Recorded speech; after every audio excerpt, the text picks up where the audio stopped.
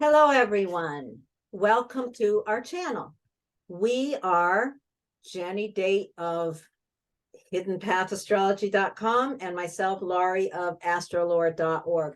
Together, we have this collaboration on YouTube that is Astropath. So welcome and thank you for being here.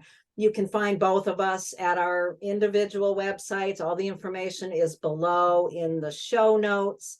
Please follow us on our different channels. And after you've done listening to this video, please make some comments, subscribe to our channel, reach out. We would love to hear from you. With all that being said, what we're here to talk about today is Pluto's ingress into Aquarius. Pluto's a really slow moving planet. So this is a super, super big deal. So Jenny, what do you know about Pluto? What do we need to think about around Pluto itself? Yeah, we're just going to start off just explaining a little more about this planet before we get into further significations. In a word, though, Pluto empowers, it intensifies. I mean, that's a basic thing. There is so much this planet. It definitely has to do with the underworld tour, we'll say. There is a need for depth. There is a need to go really down and deep with this planet. So that is some of the things it's going to bring up. Power struggles, buried treasures, secrets, all of those things that are kind of tucked under the surface. In psychology, the unconscious, the shadow material. So we're talking about a fairly intense topic here today. So just be warned about that. Let's see. Pluto was discovered in 1930. Its discovery definitely coincided with some big deal times, right around the time of the splitting of the atom is probably the clearest way to explain the beginning of nuclear power, and a lot of other things that went on in the 30s. I mean, there was a lot of the rise of fascism and things like that happened in the 30s. So a very intense time right between those two world wars. So that's when Pluto, the planet, was discovered. Since that time, it's been sort of demoted to a non-planet. And at this point, I think it might be a dwarf planet. But in astrology, we just use it. We keep using the term planet as a cosmic body that has a very big impact in all of our natal charts. What do you think about with Pluto, Laurie? Pluto, yeah, Pluto is the planet of transformation. And the way I think about Pluto is Pluto demands transformation. If we try to resist Pluto, its job is to destroy what is in the way of that transformation. That's how I pretty much think of it. Pluto's job is to destroy whatever is in the way of necessary transformation in order to empower us. Pluto's the planet of power. So anytime, and if you think about the fact that Pluto takes approximately 20 years to move through a sign, the movement from one sign to the next is a profound moment in time. Yeah, that's a good point. Also, too, it's interesting, isn't it, Laurie, how it's such an elliptical orbit. So it spends a different amount of time in different signs. And I think Aquarius is kind of one of the middling. Like you said, it's about 20 years. We'll get more into those dates in a little bit. But in the meantime, it's just important to think about Pluto as an opportunity to release our attachments. It can have a connection with obsessions, really like holding on tightly to things. And one of the key ideas here is to be able to let go. And the reason for that is that the ultimate purpose of Pluto is regeneration. So as you said, it destroys and it moves things out for the purpose of new things coming into being. So there's a two-way thing, I think, with Pluto, where part of it's about letting go and part of it's participating in that rebuilding, which we will certainly talk more about as we get into the individual impacts. But it is interesting having it go into Aquarius at this moment in time. Are you ready to talk about that? Yeah, I think so. Let me just open up this little graphic that we prepared that just speaks to the time frame. Pluto is ingressing into Aquarius on March 23rd. It will only be in here until June 11th. This is a little period of time. And then because of the retrograde, it's going to go back and forth and back and forth. And it's not going to be fully in Aquarius until, let's see, in November of 2024, it will be in there for basically almost 20 years. And then it'll dip back into the late degrees of Aquarius for one more little period of time in 43 and 44. But that's so far in the future. We don't need to think about that. What we really need to think about right now is this first 3-month period of time, because this is a snapshot of what we're going to be dealing with throughout this longer 20-year block of time. So for all of you, you want to think about what is happening. Where is intensity arising in your life during this period, this 3-month period of time? Because that's going to tell you a lot about what we're moving toward. And, you know, this is on a personal level and on a global human level. We're all, you know, we've all got our individual places where this is going to show up, and we're going to see it very clearly culturally as well. Right. So yep. The other thing to think about is the last time Pluto was in Aquarius. Pluto moves awfully slowly. The last time Pluto was in Aquarius was basically between April 1776 and January 1798. That was a long time ago. What happened during that period of time? Mm-hmm. Well, we had the American Revolution. We had the French Revolution, the industrial. Oh, and I meant to change that terrible little. Oh, well. Oh, well, you can see I was in a hurry when I put this together and obviously didn't know how to spell industrial. So the Industrial Revolution, Uranus was discovered during that period of time also, which is kind of interesting because Uranus is sort of the co-ruler of Aquarius.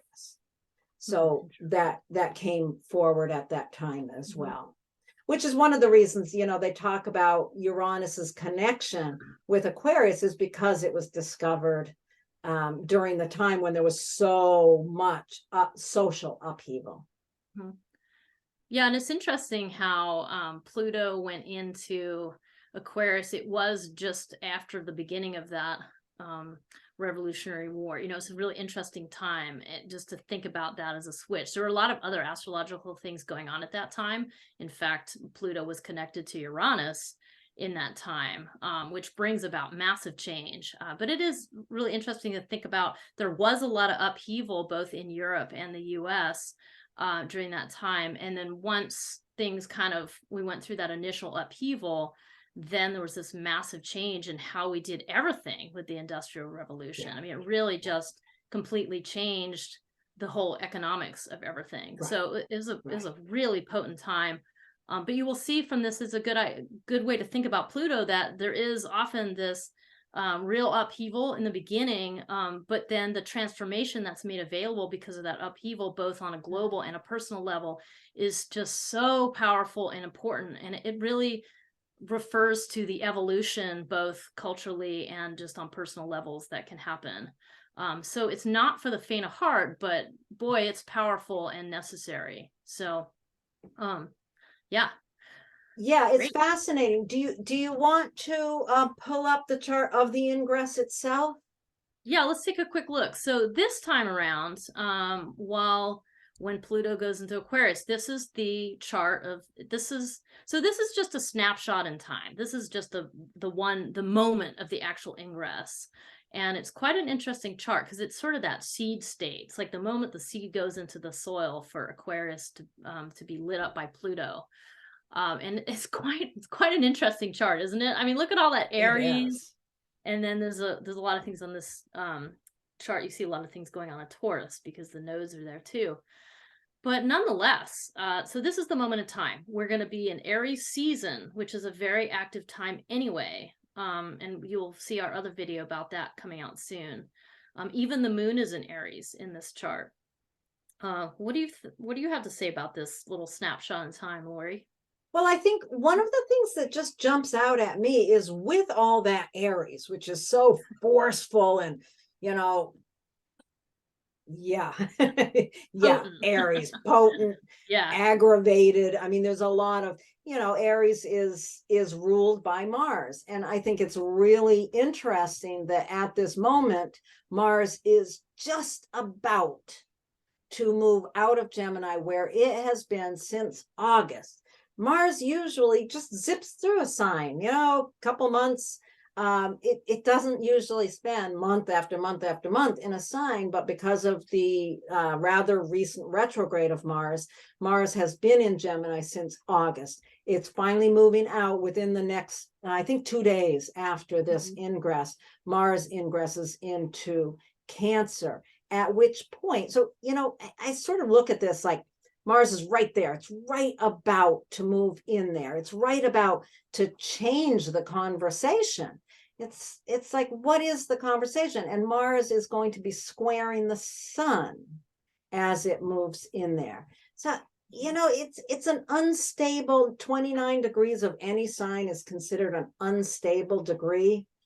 So the Mars, which is ruling the sun, the moon, Mercury, Chiron, Jupiter, is in an unstable position in Gemini, the sign of conversations. And Mars, there's a heated conversation that is heating up all these Aries planets. There's a lot of talk. There's a lot of very uncomfortable talk in the culture right now. That's very explosive and quite dangerous, actually. I'm glad you brought that up, because what kind of this chart is showing is, along with Pluto moving to Aquarius, is there's a tone shift. There's a lot of kind of beginnings in this chart because of Aries season, but also you have Saturn just moved into Pisces. So what that means is you have Saturn in a water sign and you have Mars just about to go in a water sign.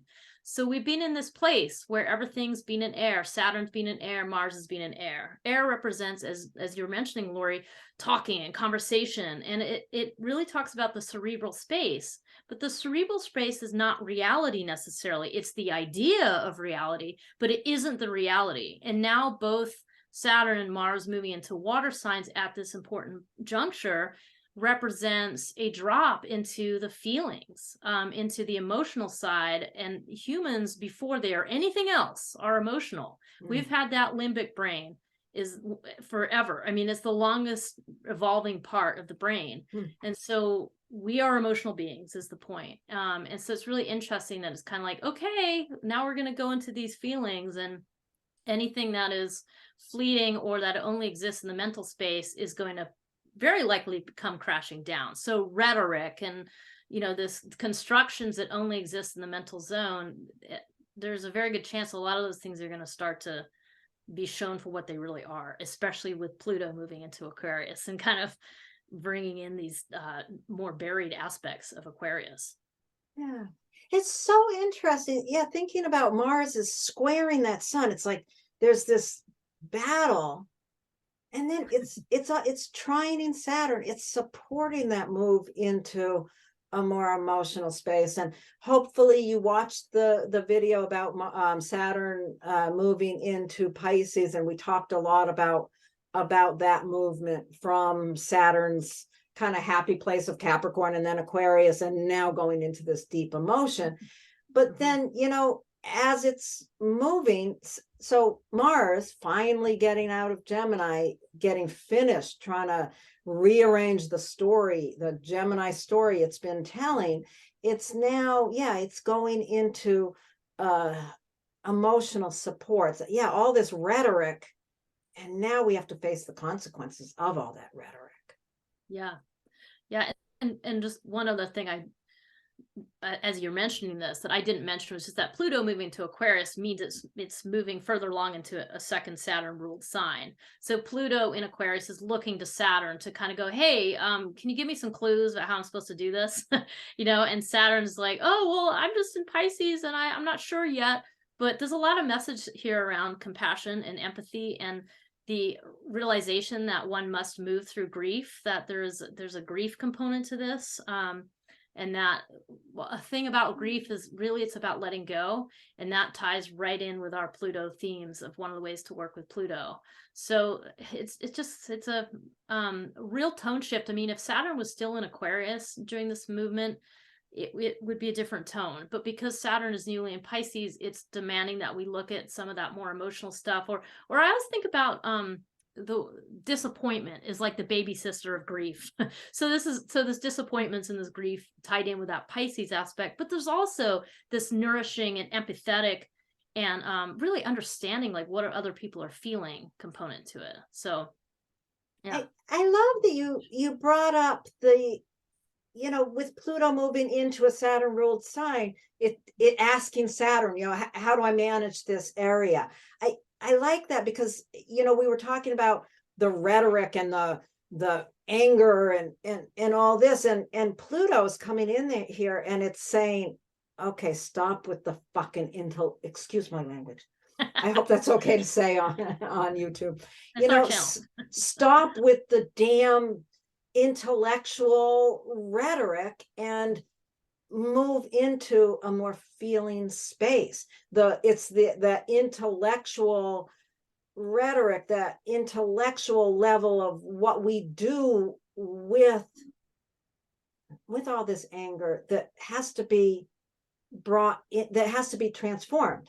That Pluto is transforming the conversation. Yeah, we have to go into those places of grief and suffering to get there. Yeah.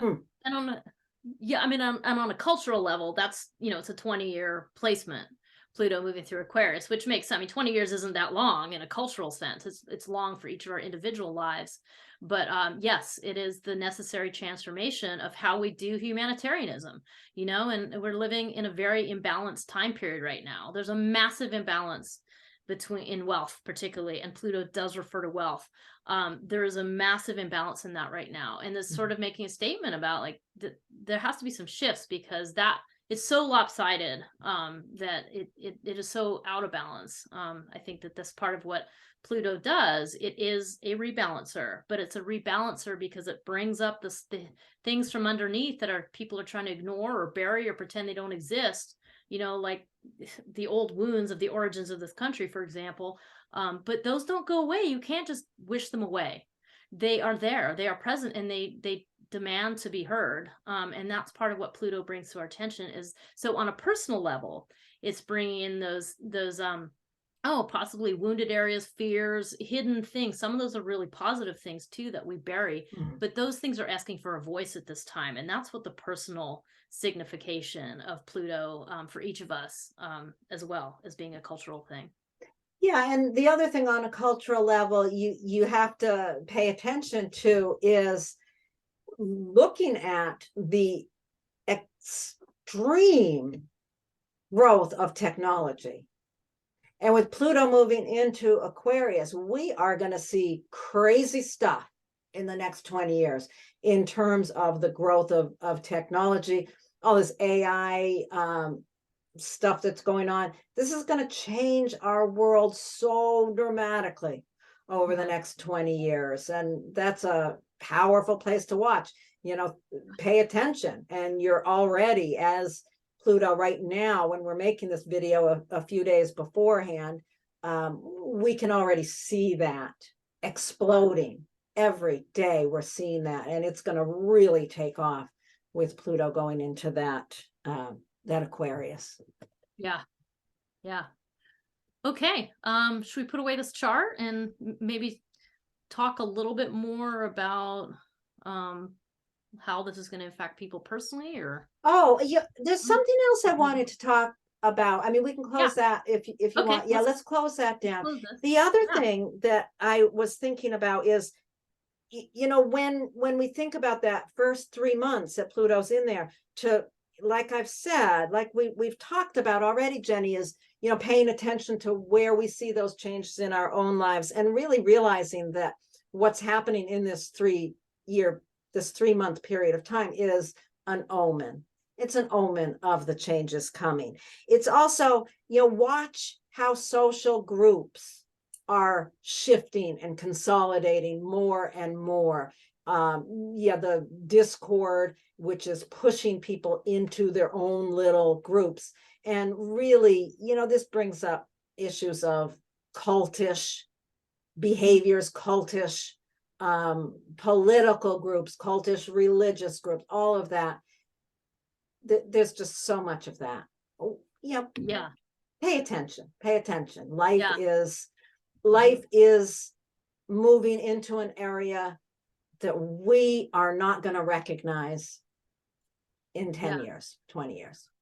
Well, I think I'm glad you brought that up like that, because I really do think there's, I mean, 20 years is a good amount of time. There's going to be different phases to that whole Pluto moving into Aquarius.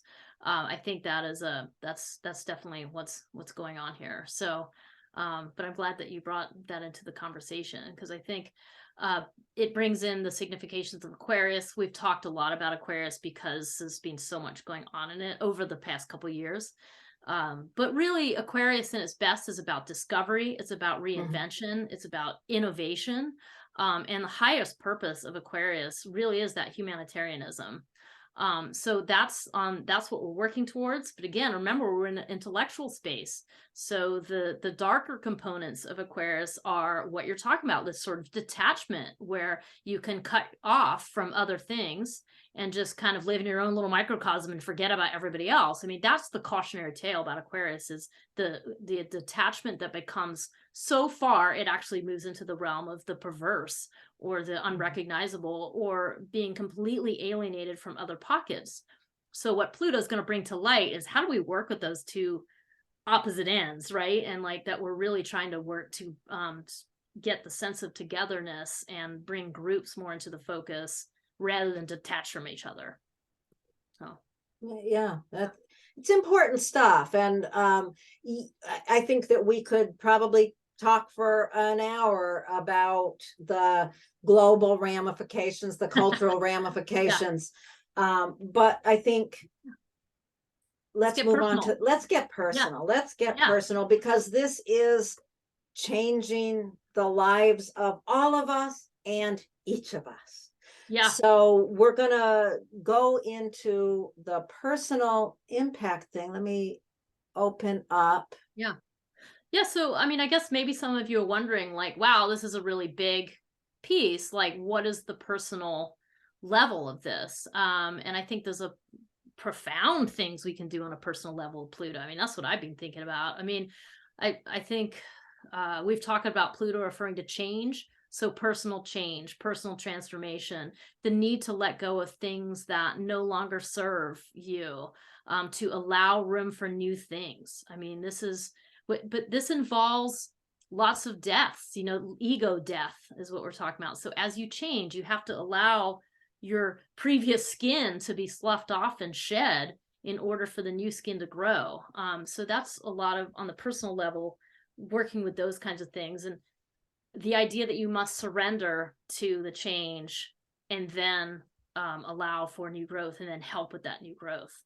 So yeah, the other thing I wanted to say before we, you know, get into the sign by sign is, if you have planets, personal planets specifically, if you have personal planets between 29 degrees cardinal and 1 degree fixed, right in that area, you're going to want to pay super attention to what's going on, because this is extremely personal for those of you who have planets in those degrees.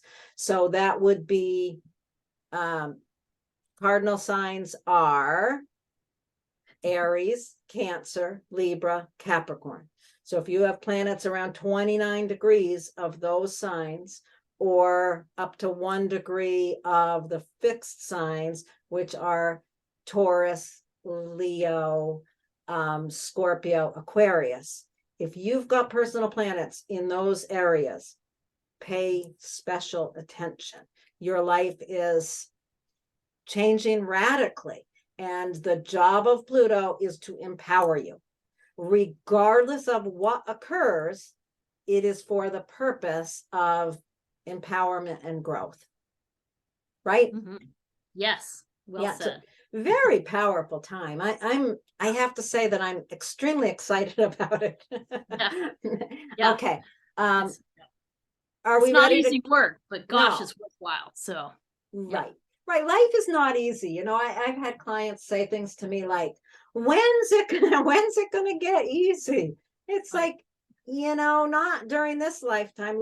This life that we're living is for the purpose of growth and change and supporting each other, and none of it's easy. Let's be real, none of it's easy. Okay. Yeah. Are we ready?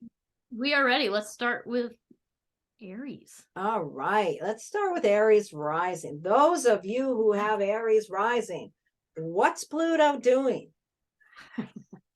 Ooh, Pluto is transforming groups for you. I mean, this is your community. Pluto going through a community, that is a profound change for you and the community around you. So we can expect to see big changes in, I mean, it can be groups of friends, but it also might be to do with, who you interact with, like near where you live. I mean, it's really that, as simple as that.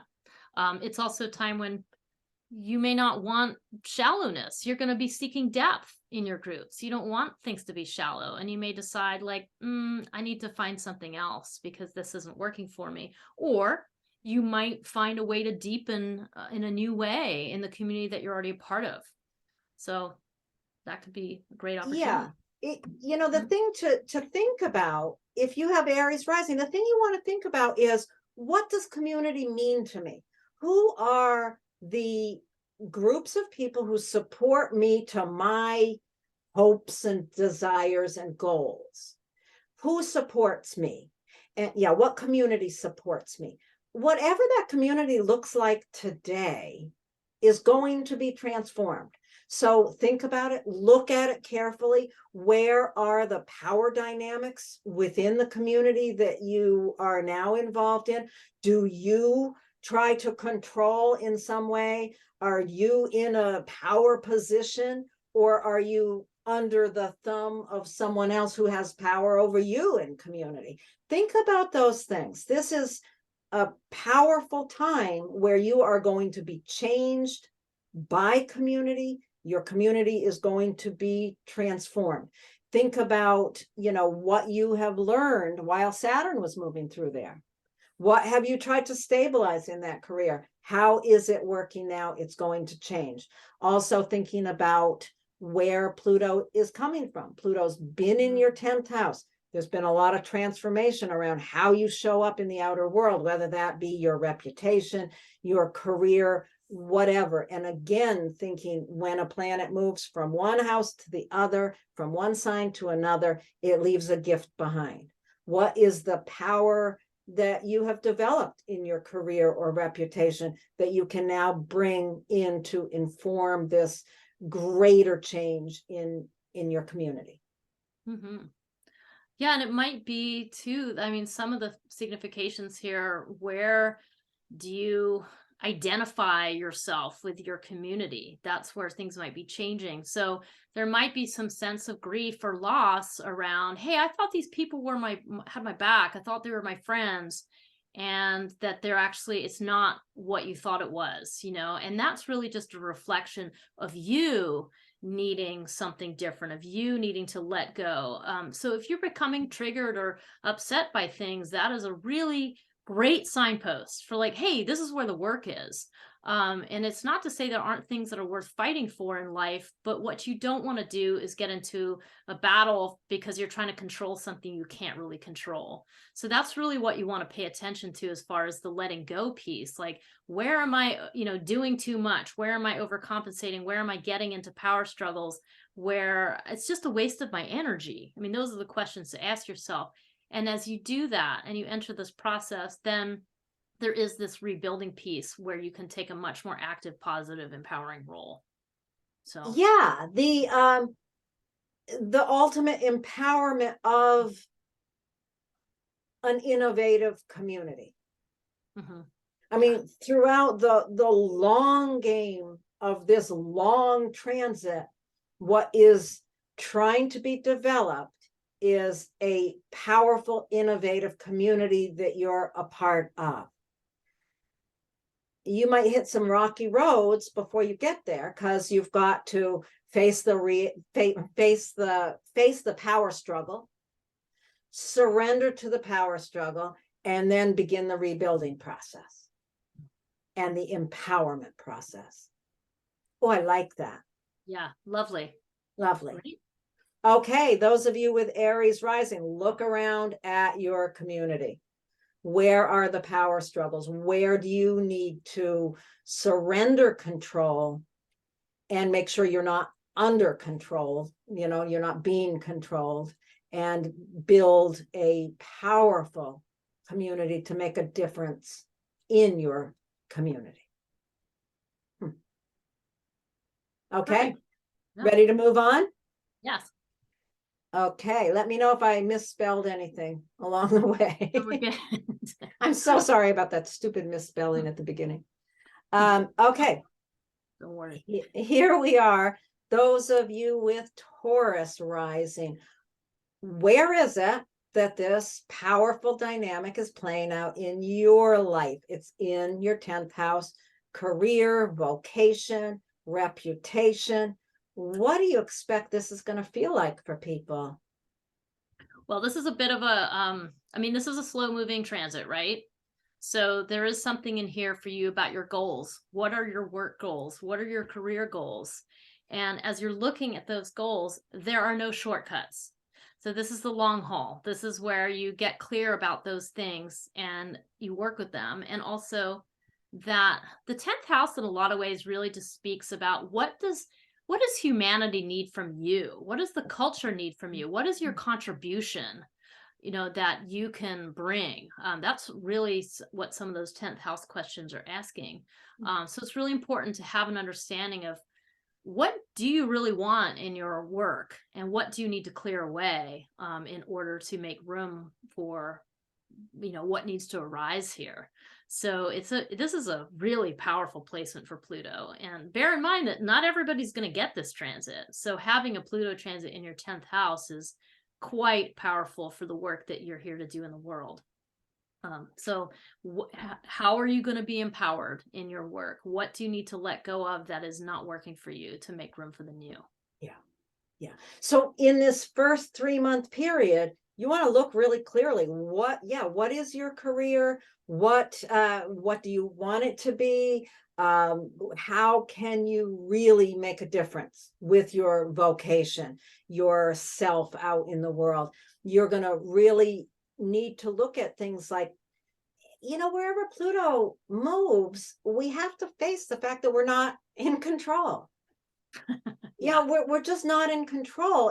And so thinking about, okay, where are the power dynamics? Where are we trying to hold on to control in our career? Well, maybe it's time, not maybe, it is time to release that control, allow the transformation, allow the shift, the change to happen in this area.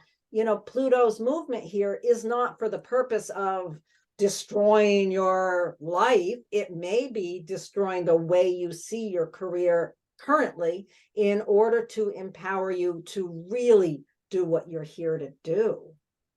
Yeah. And I'm with Pluto in your 10th house. I mean, there's bound to be things that you thought were a certain way that start to fall apart. And the truth of it is, it's just a reflection of what's in your own unconscious.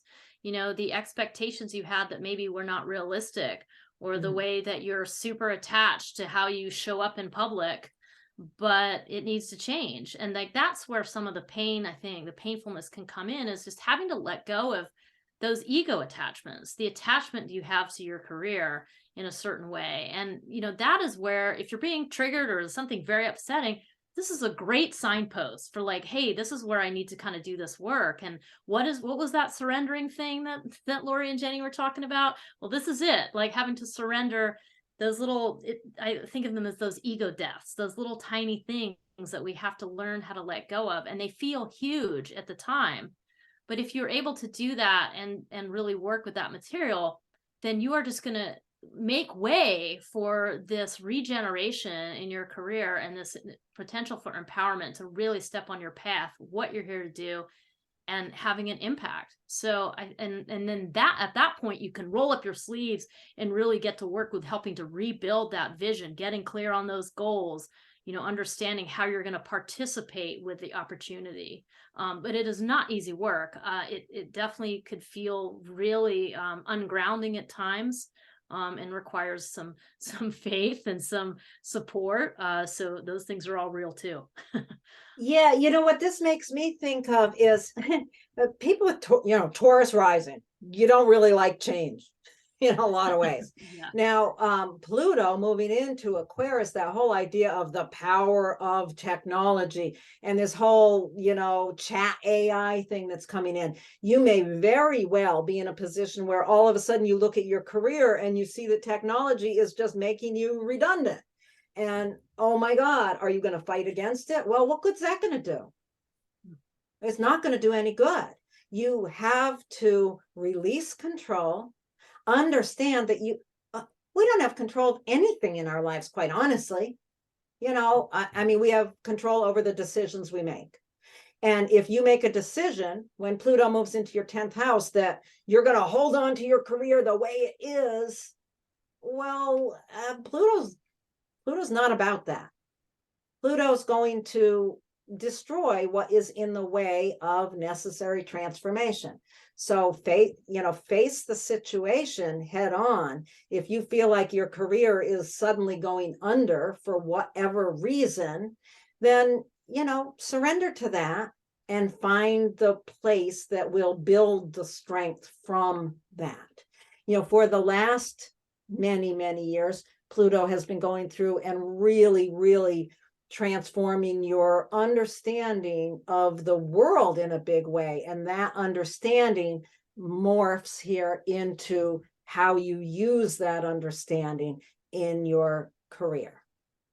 You've also, you've learned a lot in the last 3 years with Saturn moving through that area. You've learned a lot about structuring your career. Now you get to shift it.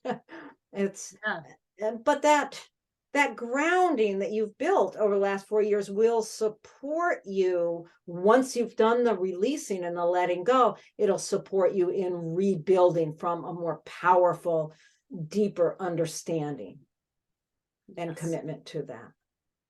Yes, and there's really that necessity to confronting that subtext, and when you're talking, Lori, about not having control, and I would say to the Taurus person that the only thing you have control over is the decisions that you make, but also the commitment to do the inner work, the commitment to set the intentions, the commitment to know yourself better. Those are things that you can work with, that inner world. And we live in a society that doesn't emphasize those things, but it's astrology does the work anyway. Like, it's working on you anyway. It just makes it maybe a bit more challenging to take it on. But that's what you have control over, and that's the path to empowerment, really. Oh. So yeah, face any power struggles that you're encountering in your career. Paying attention to, is there, control over you, or are you controlling others? Always look at that dynamic, because there's some power struggle going on in that area. And taking that power, surrendering to it, rebuilding it. It's a long and sometimes quite painful process, quite honestly. But the end result is the empowerment. Pluto in your 10th house, you've got some real important work to do in the world. Yeah, you got some gifts to unearth. That's what I think of. Like, there's a buriedness to some of, not just the harder stuff, but also some of your skills and things you have to offer. So as you excavate all of it, that's where the power comes from too. It's just those places that you may not even know you had a gift there, and you're going to find it. Yeah, that's one of the great things about Pluto, is it digs up not only the ugliness, but what's underneath that, and it brings me right back to the treasure. It brings me right back to that idea with Pluto of the compost. It's all that ugly stuff, but underneath that is the richest soil where really incredible things can grow from. So you might have to do that excavation down through the muck in order to find that rich soil that will, in your case, Taurus rising, grow this empowered, this ability to be really empowered in your career space or reputation. Okay.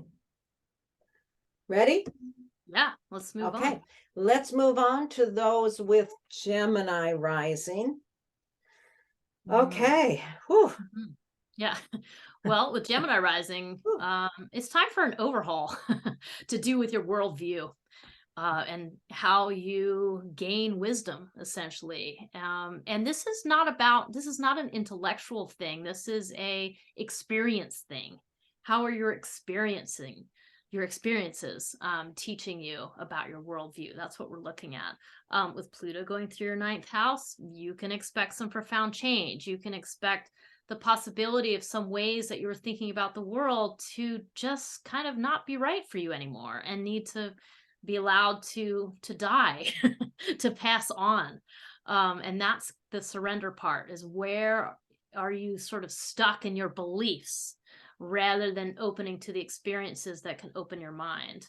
And as you surrender to that recognition and allow those pieces to be sloughed off from you, you open the door to this profound new wisdom. I mean, this is actually, it might be challenging, but this is a wonderful opportunity to just really transform into a sage compared to how you were before. Oh. Yeah, it's really interesting. I mean, it's so easy to look around us in our culture today and see how people's worldview is their identity. They hold it up. This is my identity, my worldview. Politically is such a powerful thing right now, these particular worldviews. And when we hold our identity when we hold our worldview as our identity, and then Pluto comes along and moves in there, it's going to be a painful process when all of a sudden your worldview doesn't hold up. That's a very painful process. And, with Gemini rising, you are pretty accustomed to being rather adaptable. You can see both sides of things. But when it comes to your worldview, that's a fixed sign, Aquarius there. Your worldview is pretty fixed. Pluto comes in here and it says, nope, something in your worldview has to be destroyed in order to navigate a new understanding, a new wisdom, like you said, Jenny. It's really facing the powerful dynamics there. It's like, does someone or something have some power over your worldview? Whether that be Fox News or NPR or a cult leader, any of those things can hold this power over your worldview.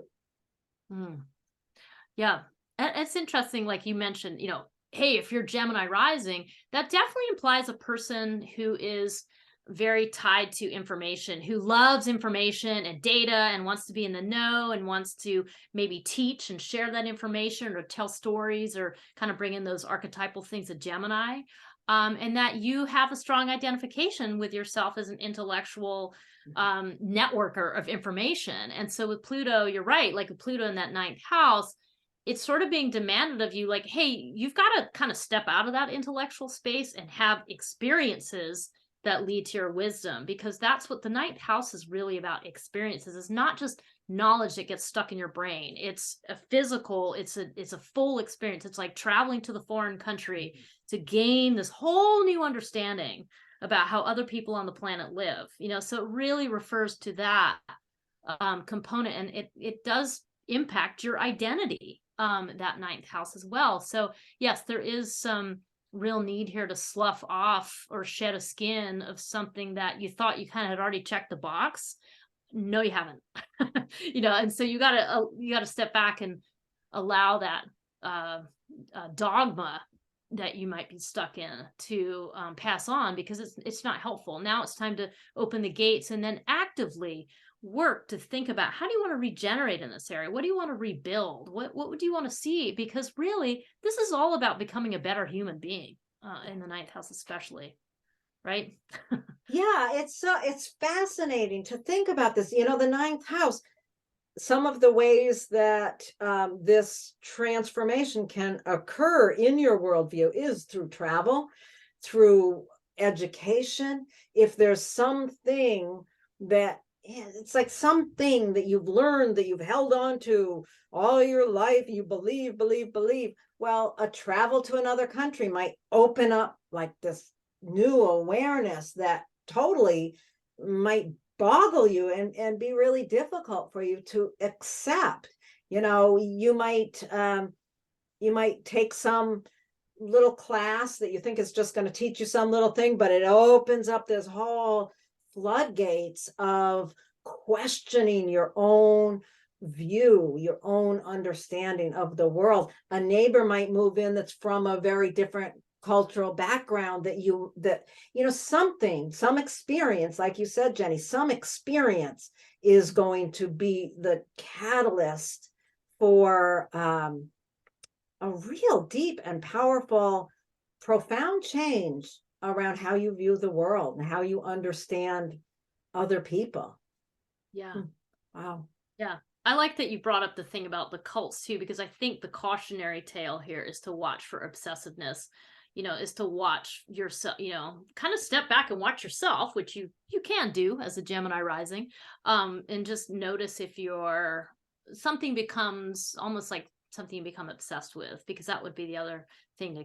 That's not what you want. You don't want to go into those deep obsessive layers where you're actually holding on tighter and tighter. It's more like adopting a sort of witness consciousness of watch yourself, what you're attracted to, watch what you're working with.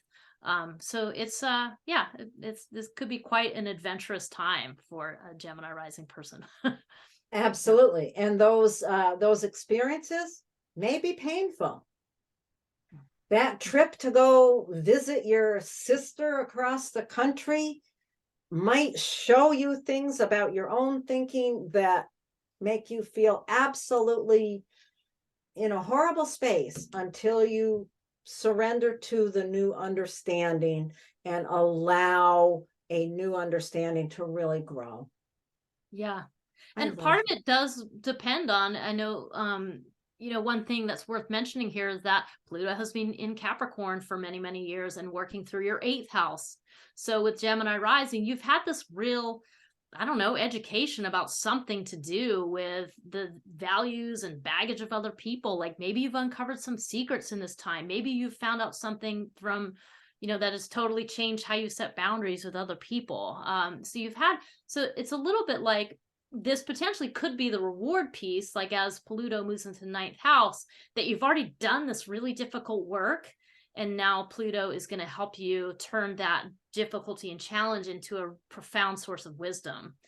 But I think that that's also something to remember because, as Lori, you've been mentioning that, I think it's a good thing to mention. So, yeah, it's fascinating what you have learned from this transformation of understanding how you navigate other people now comes into a bigger picture of your whole worldview, not just your understanding of how to work with individual other people, but a whole new worldview coming into focus over the next long period of time. This 3 months is crucial in seeing where it's gonna start, where the more difficult part is gonna start.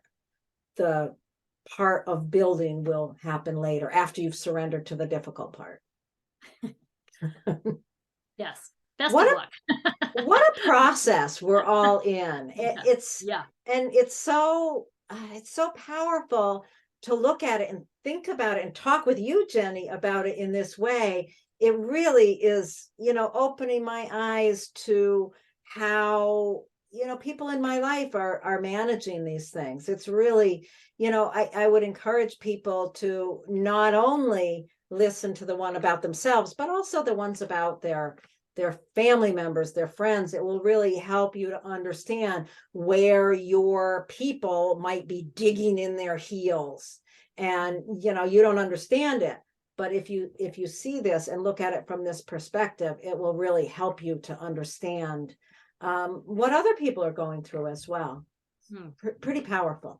Okay, right. Let's move on to those of you with Cancer rising. This puts Pluto's movement into your 8th house. Wow. Pluto moving into your 8th house is a profound transformation of how you navigate relationships with other people, deep levels of relationships with other people. Yeah, I think one thing that comes to mind immediately is just as we're doing this, you got to remember, Cancer rising, that Saturn has made its way through your 8th house for the last few years. So you've probably gotten some pretty powerful lessons around boundaries and how to set boundaries, how to manage other people's baggage, you know, like how to deal with other people's money. I mean, you may be in a position where maybe you've inherited some money, or maybe you're standing to lose some money. I mean, there's some of that going into the 8th house. So with Pluto now following on Saturn's heels, you know, it's kind of coming in and changing it at a much more dramatic level. I mean, this is where, you know, Cancer rising, you're going to, you know, see other people's stuff coming at you in a different way, but you're prepared because you've learned how to do this, hopefully to some degree. But it's going to require a new level of letting go than previously what you've even worked with, where you just really cannot control other people coming towards you in different ways. You just don't have the control. The only thing you can do is to continue on that path of knowing yourself, continue on that path of knowing your own intense emotions that get triggered in reaction to other people, because that's kind of what's happening in this 8th house.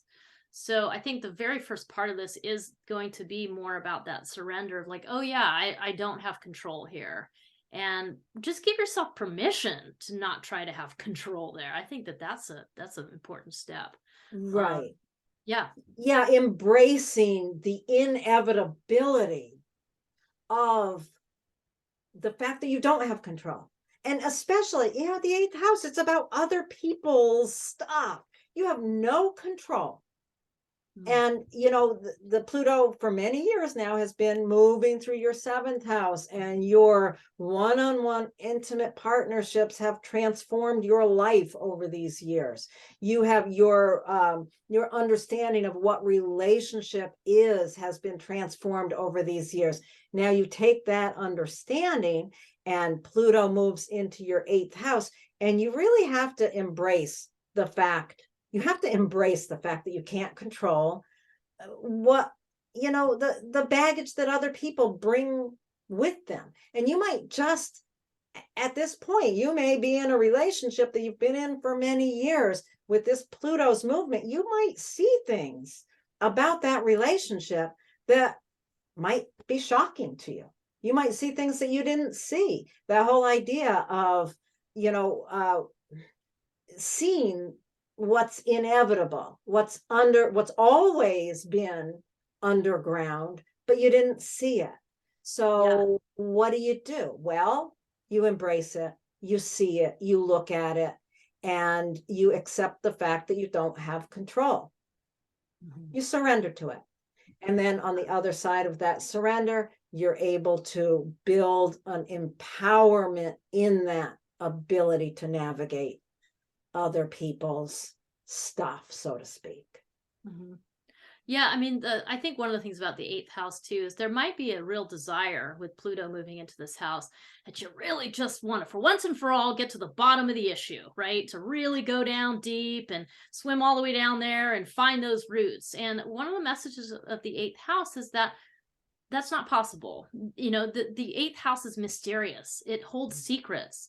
And so you're never going to be able to suss out every single understanding of the depth and the roots of all the things. And so there's something about that of like noticing yourself, desiring to really go into these deep places, and sort of there's a balance. There's an allowance of, yes, go ahead and undertake a study of the occult. Go ahead and do some of those things to understand boundaries better, to understand the roots things better. But let go of the idea that you need to find a solution, or you need to arrive somewhere, or you're going to finally understand the whole thing, because that's not the message. You know, the message is much more, paying attention to painful things, letting when you are triggered or very, very upset about something, just, you know, let yourself feel the feelings, and then allow those feelings to be a guidepost for the work that you do need to do.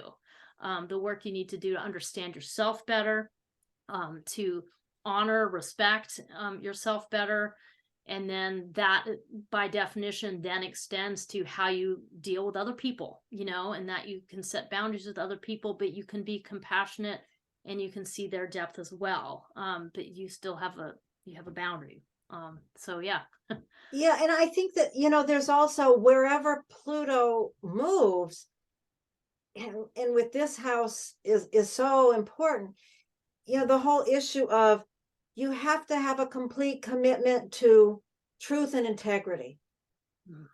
You know, your own truth, your own, you know, what is integrity for you, not for somebody else.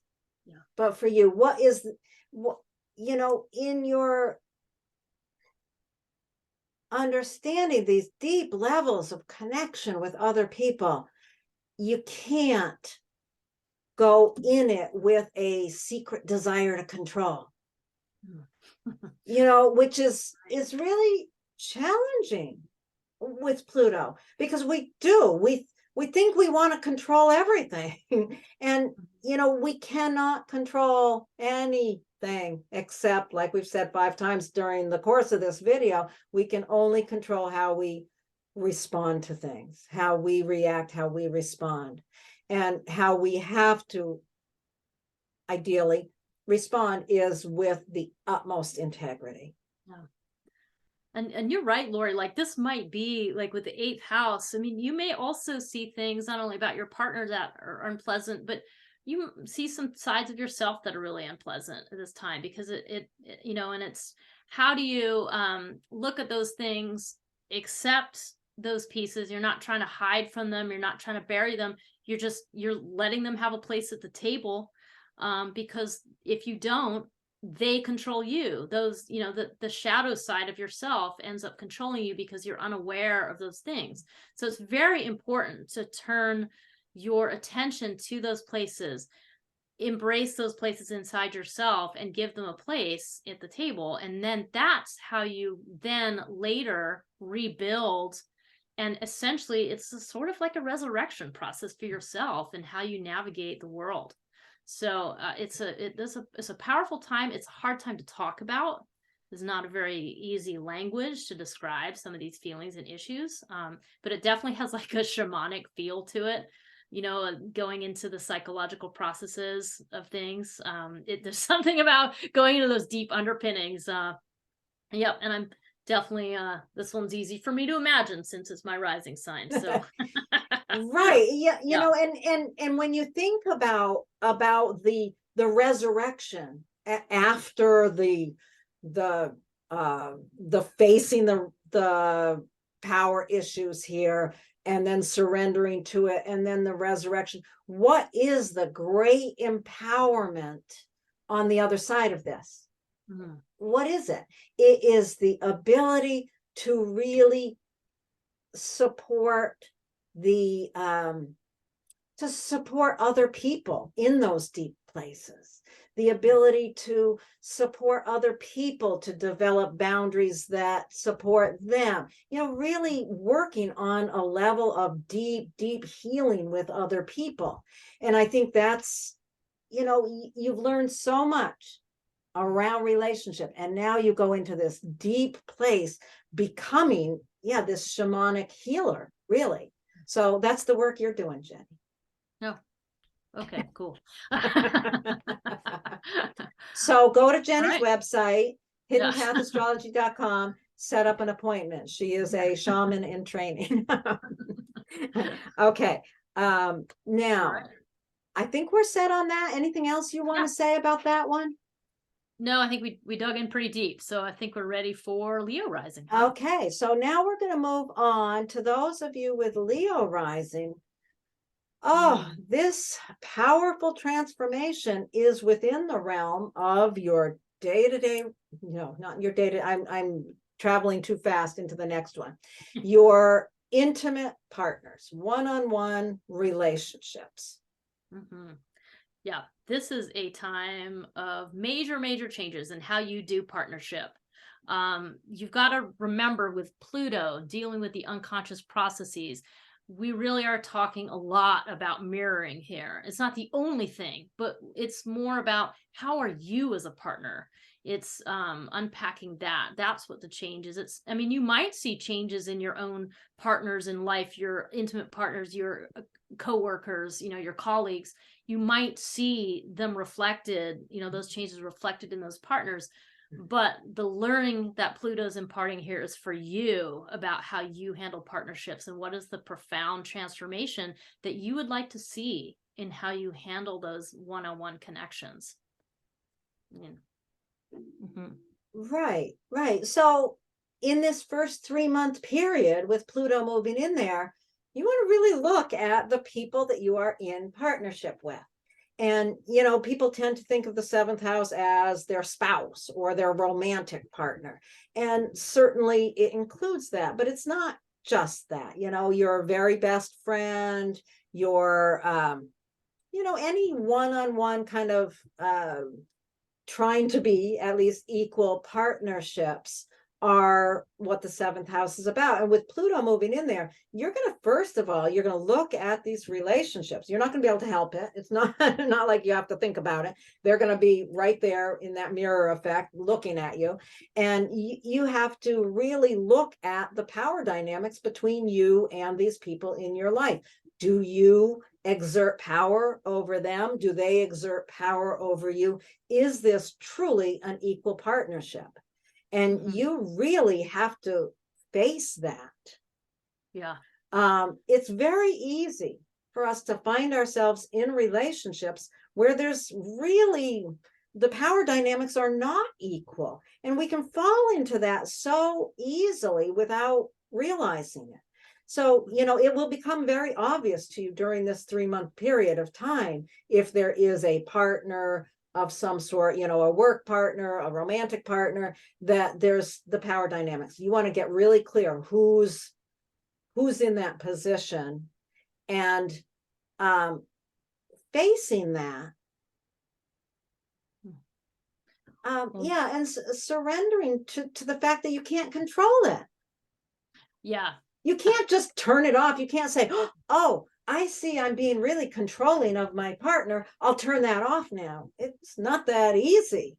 The dynamics have built over time, and they're hard. Obsessive stuff can easily come up in this dynamic. You can get really obsessive around trying to control or trying to get out from under control. You're going to have to surrender to that process in order to then rebuild into a very powerful relationship dynamic.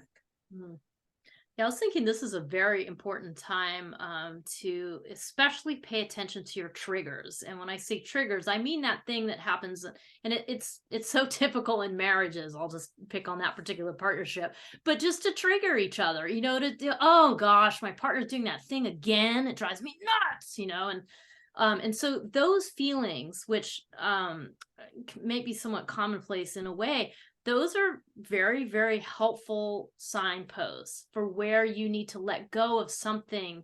And in some way, your partner's reflecting something in yourself that you can't see about yourself yet.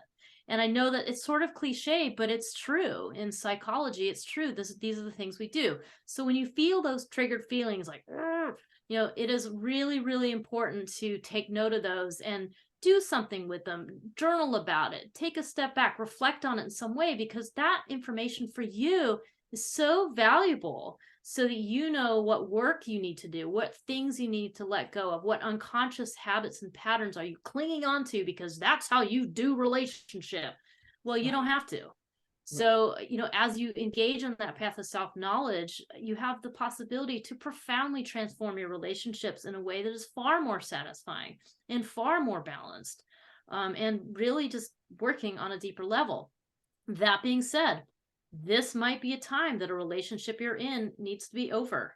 You may discover that it is just not that transformative relationship that you want. And that's doesn't mean do it quickly and, oh, this is no good, but it's very likely. Don't worry, because it'll happen for you. The relationship will end if it is not going to stand up to this. At the same time, this could be a time that you actually get married or sign a contract with a business partner.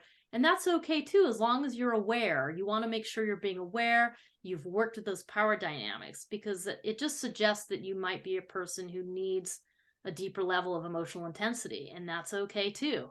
But those are the things to pay attention to, like tuning into those power dynamics. Yeah, I mean, relationships certainly are going to change profoundly. And you want to look at your primary relationships and consider, is this something that can withstand a major transformation or not? And make your decisions from there. It's really important to think about, what am I afraid of? What am I afraid of here? Face that fear, go into an understanding of where that fear is showing us where we need to change. And our relationships are going to change. You know, you might meet somebody during the course of this first 3 months who might seem like just, you know, oh, I met this new interesting person. That person, for those of you with Leo rising and Pluto just moving into that 7th house, someone you meet could profoundly change your life in ways that you cannot imagine. So keep your eyes open, you know, keep your eyes open to who you meet. Are they going to change your life in a way that you really want to get behind? Yeah. So this is a really interesting one. Yeah. I was just thinking too, like Aquarius is a pretty fixed sign. Leo rising is a fixed sign. So I think another thing you want to tune into here is, are there places you're getting fixated? Is there an unhealthy relationship that it's actually the more obsessive, addictive qualities that keep you attracted? Or is it more of an empowering relationship? I mean, those are things you just want to, you know, knowledge is power. So as you take that on and just be curious, ask yourself those questions, you know, because you're on this journey of a deep transformation, and it's important to kind of take a step back and you know, watch yourself, watch what you're doing, notice what you're doing, notice what's coming up, and be willing to ask those questions about yourself and how you are in partnership. The other piece to think about here is that Pluto has been in your 6th house of routines for many, many years, since 2008, in fact. So you've had a long time to work with your routines, look at your habits, do things that support your well-being and that support the work that you do in the world. That's what's been going on for many years. And Pluto moving into your 7th house really represents a massive shift of you showing up in the world in a bigger, more profound way than you did before. So that's something to bear in mind too. I like also the fact that, you can think about the gift Pluto has left you with, your understanding of how you function in your day-to-day world. And then the fact that Saturn has been for the last 3 years in this 7th house. So, you know, you've built some structure, you've built some stability in your relationships, and now that will be tested. That will be tested. I kind of like that Pluto's coming right after Saturn. I mean, Saturn, you know, stabilizes things, hopefully enough so that Pluto's transformation doesn't, you know, you don't necessarily have to throw the baby out with the bathwater, so to speak. This relationship, because you have done a lot of good work on it over the last 3 years, it may very well be strong enough to allow this transformation to occur. The relationships will be transformed. There's no doubt about it. Are the ones you're already in strong enough to withstand it? Because on the other side of it, what you really are building is a very empowered relationship or relationships.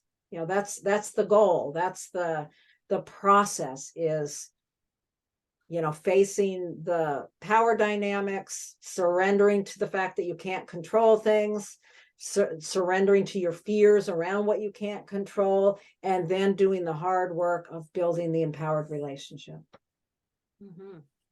Well said. Powerful stuff. Yeah. Leo rising. Okay, we ready? Okay, I think so. Yeah. Virgo rising. Okay, so for those of you with Virgo rising, those of us with Virgo rising, I have to confess this is mine. Okay, so Pluto is moving into your 6th house, pushing you to really over the next 3 months, with Pluto's first little ingress in here, is really looking at the fact that you can't control your day-to-day routines. You can't control.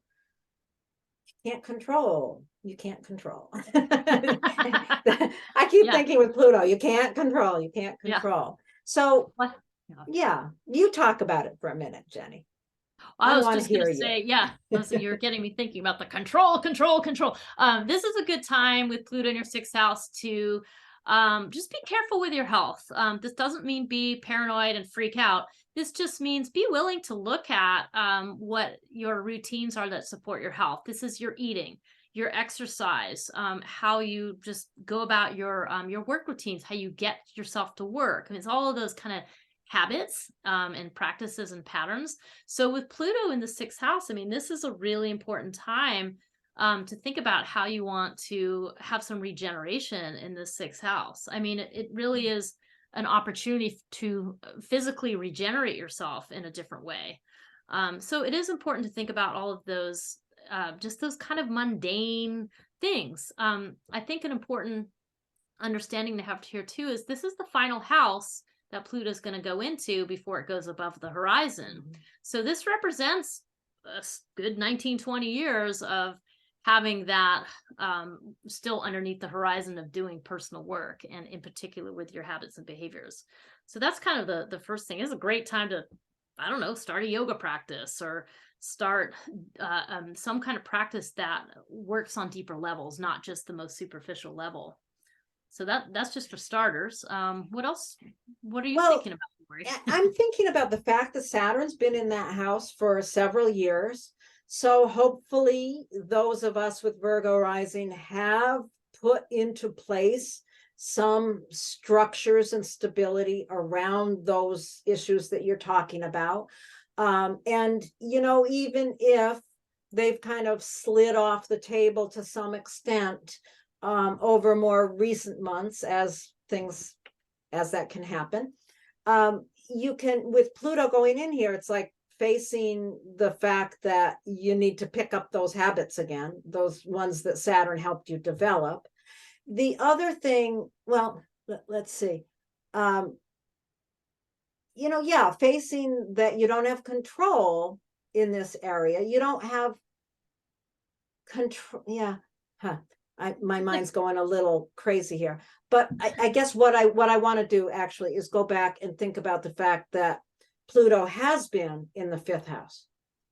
So there's been an awfully lot of powerful growth in the area of your creativity, and that power of your creativity is the gift that Pluto is bringing with into the 6th house. So whatever you may be seeing kind of maybe falling apart in terms of your day-to-day routines, whether that's, what you do daily as far as your job goes, or what you do daily as far as your physical self-care goes, how can the creativity, that the gift of creativity, support the change that's necessary? You got me thinking just about, I think one of the things about Pluto is like, what are the things you can control? What are the things that you can't? What you cannot control, that I think the 6th house represents, is just the inexorable march of time. You're aging. Everybody's aging. You can't control at all that you're aging, but you can control what you do with your day-to-day life. You can decide, I'm going to try this new thing tomorrow, and you start doing that new thing tomorrow. The sixth house in a lot of ways deals with self-improvement and the working towards expertise. And one of the key words for those things is training. And with a Virgo rising, Virgo rising is ruled by Mercury. So there's definitely this thing about this desire to learn, this excitement around learning. And so when you bring in the sixth house and the Pluto transforming that sixth house, it means that you get to recharge part of how you learn in a new way. You get to undertake a new training, like a new way of doing things. And it's because it's the sixth house, it's practice, it's diligence, it's doing it, on a daily basis. And with Pluto, it brings in this real huge transformative potential that those routines bring you. I mean, it's a pretty cool, it can be considered sort of, I don't know, kind of dry, but with Pluto there, it's like, it's not dry, it's exciting, yet might also be challenging. Mm-hmm. Yeah, and it certainly could bring in problems around health. It could certainly bring in, if you've got a day-to-day office job that you go to every day, or whatever those routines are, something's going to come along and disrupt it in order to transform that process, how you manage that area. Yeah. And I really, for myself, I really like the fact that it's coming out of the fifth house of creativity. And I was thinking, Pluto's been in there for about 20 years. And I remember, and it was probably just about 20 years ago or so, I remember thinking, I don't have a creative bone in my body. Yeah. And it was probably right when Pluto moved into that fifth house, saying, oh, your work with astrology is your creative expression. Which, fifth house creative expression, it's how you give of yourself. And it's always been astrology that has been my creative. And I really learned to understand that over those years. But now bringing that creativity more into the day-to-day, I think is a lot of what I expect the next years to bring, is a lot more creativity to my work. Yeah. That's what I'm counting on. I don't want any big, health issues, but if they come, they come. Whatever Pluto delivers, our job is to embrace it, to accept it, understanding that it is for the ultimate empowerment. Yeah. And I was thinking, as you're talking too, that one of the challenges might be, because Pluto kind of reveals our ego attachments. It reveals the things that we're really attached to, that we think are part of our identity. And I could see how in some cases some folks might experience this as an attachment to how you eat and how you work out, and and that there may be some requirement to let go of identifying yourself in these certain ways, like I'm a person who eats like this, or I'm a person who exercises like that, and that there's going to be some releasing around whatever those attachments are, so that you can just open the door to, as you're saying, Lori, to accept this new phase. So there's something about that, and Pluto certainly brings in this like necessity of letting those things go, those things that have a hold of us from our own unconscious, and so that's where some of the need for surrendering, and there is a grief process associated with that. It is not easy to let go of those things. It's easy enough to talk about it, but it's a long process to really allow the different skins that we have to shed, to allow for new growth. And that's really the deep transformative processes that Pluto talks about or indicates. Beautiful. Thank you, Jenny. I am now ready for Pluto in my sixth house. All right, I'm great. ready to embrace it. Absolutely. Okay, so now we are actually, hang on one second. Okay, so now, Jenny, we are moving on to talk about those of you who have Pluto moving into the fifth house, those of you with Libra rising. Wow. What a place to have Pluto. I like this. I mean, you think about Pluto, the ultimate empowerment of Pluto, going into that house of creativity. Mhm. But There- before you get to the good part, Yeah. yeah, how do you want to think about this? Oh, there's a dramatic transformation afoot regarding how you engage with the world in a creative way. So this includes playfulness, this includes risk taking, this includes that kind of child energy, because the fifth house also represents children. So it is an interesting place to have such a serious planet transformation happening there. So I think there's something about all of that. I mean, we're definitely talking about in Pluto as an empowerment. Pluto is empowerment. So this is really a wonderful opportunity to become more empowered through the creative process. I can't help but think that for some Libra rising folks, this might be a child on the way. You know, this might be the profound transformation that comes when you become a parent. This Mhm. does that it could be that for some folks here. But there is a necessary letting go of whatever attachments you have to whatever you think about this part of your life. Like, oh, I'm not a creative person, or I am a creative person. How do you identify with that statement? Because that is where there may be a need to let go of some attitudes and behaviors. So, Yeah, what's being transformed is how you give love, how you give of yourself, whether that be to a child, to a creative process, to, the old time astrologers always talked about the fifth house as children, love affairs, and creativity. And we often don't think about the love affairs part, or the playfulness of having a new lover, the playfulness of a child, the playfulness that of creativity. So with Pluto moving in here, first of all, what are you afraid of? What's the where's the power dynamics? If, as you said, if this speaks to a new child on the way, that child is going to profoundly change your life. I mean, every child profoundly changes every parent's life, but this is kind of brings it to a different level. This brings it to a level of, your entire understanding of how you give of yourself changes. If you're starting a new love affair, if you're starting a new creative project, this is going to be a long-term change. But it starts with facing the fact that you don't have a lot of control. I think about this a lot with children, people who have babies. For one thing, I have this funny conversation in my head that people think they have babies. Nobody has a baby. That baby is a full human being.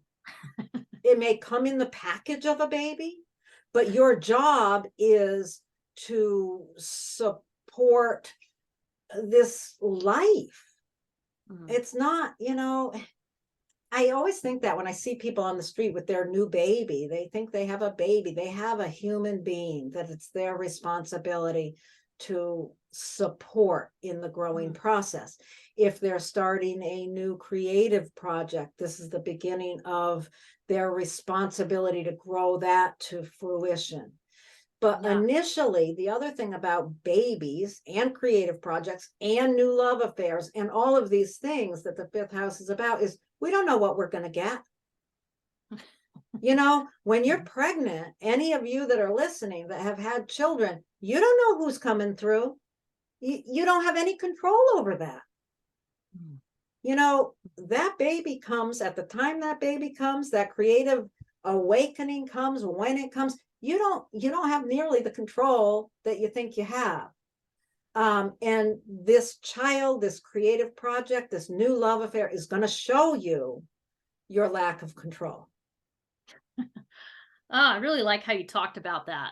Because I think in a way, the fifth house speaks about the things you all just spoke about are sort of like little births. I mean, they might be a real birth if you're having a baby, but the birth of a new relationship, the birth of a creative project. And I do think there's a tremendous amount of attachment to, oh, it's going to be like this, I'm going to make it, and it's going to do that, and I'm going to make this incredible sculpture, and then all these things are going to happen. And you really don't know. I mean, the only thing that you can do is to just dive into this process and work. I mean, the fifth house is so creative, the creative fires, you know, and it's the diving in without having any clue about the outcome. And that in and of itself is a spiritual practice, to do something without having any clue about the outcome. Totally relinquishing control of the outcome is a major undertaking. And we definitely don't talk about that. We talk about outcomes and goals in our society all the time as if you're in charge of all of it. But the truth is that you are not. And that's what this fifth house really speaks to. And with Pluto entering that fifth house, this is a whole new paradigm. So that might be the painful part of it, the having to relinquish control over, you know, every step and way of this new entity that you're giving birth to. And just like you said, Lori, the truth is that you do not have control over what that entity becomes. The only thing you have control over is the decision to give love freely. I mean, that's really it. Absolutely. And, you know, Yeah. we've talked about having a baby, but, you know, this Pluto moving into that fifth house, you might have teenagers in the house. You know, there's nothing that teaches you the fact that you have no control more than having teenagers live in your house. You know, whatever it is, you can imagine yourself to, you know, I've been a great mom, so I'm going to raise a great child. Or on the flip side, man, I look back and I see what a lousy mom I've been, and yet look at this amazing person that's come out of the process. We don't have control. This child is going to grow into its own life. This creative process is going to have its own life. These love affairs, and they're very different from relationship, it's that reflection of how we give. That's where we have to, relinquish control and just give freely. Give freely, play abundantly.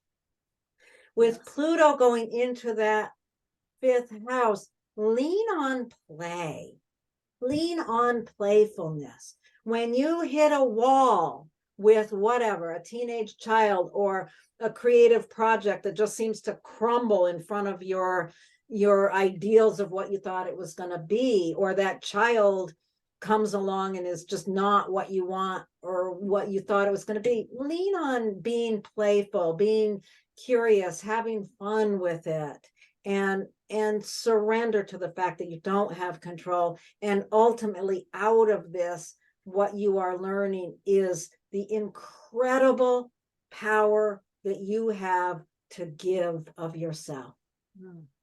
Nice. Yeah, as you're talking to, you're reminding me, Lori, that, you know, Libra rising, you have had Pluto in your fourth house since 2008.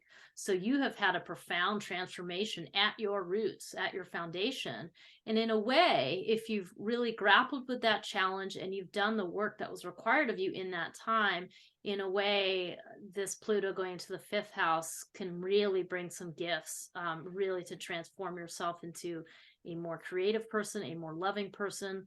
I think that there's something of note to understand this is a process. So I think that's something I think of too. Yeah. You're going to be in this process for a long, long time.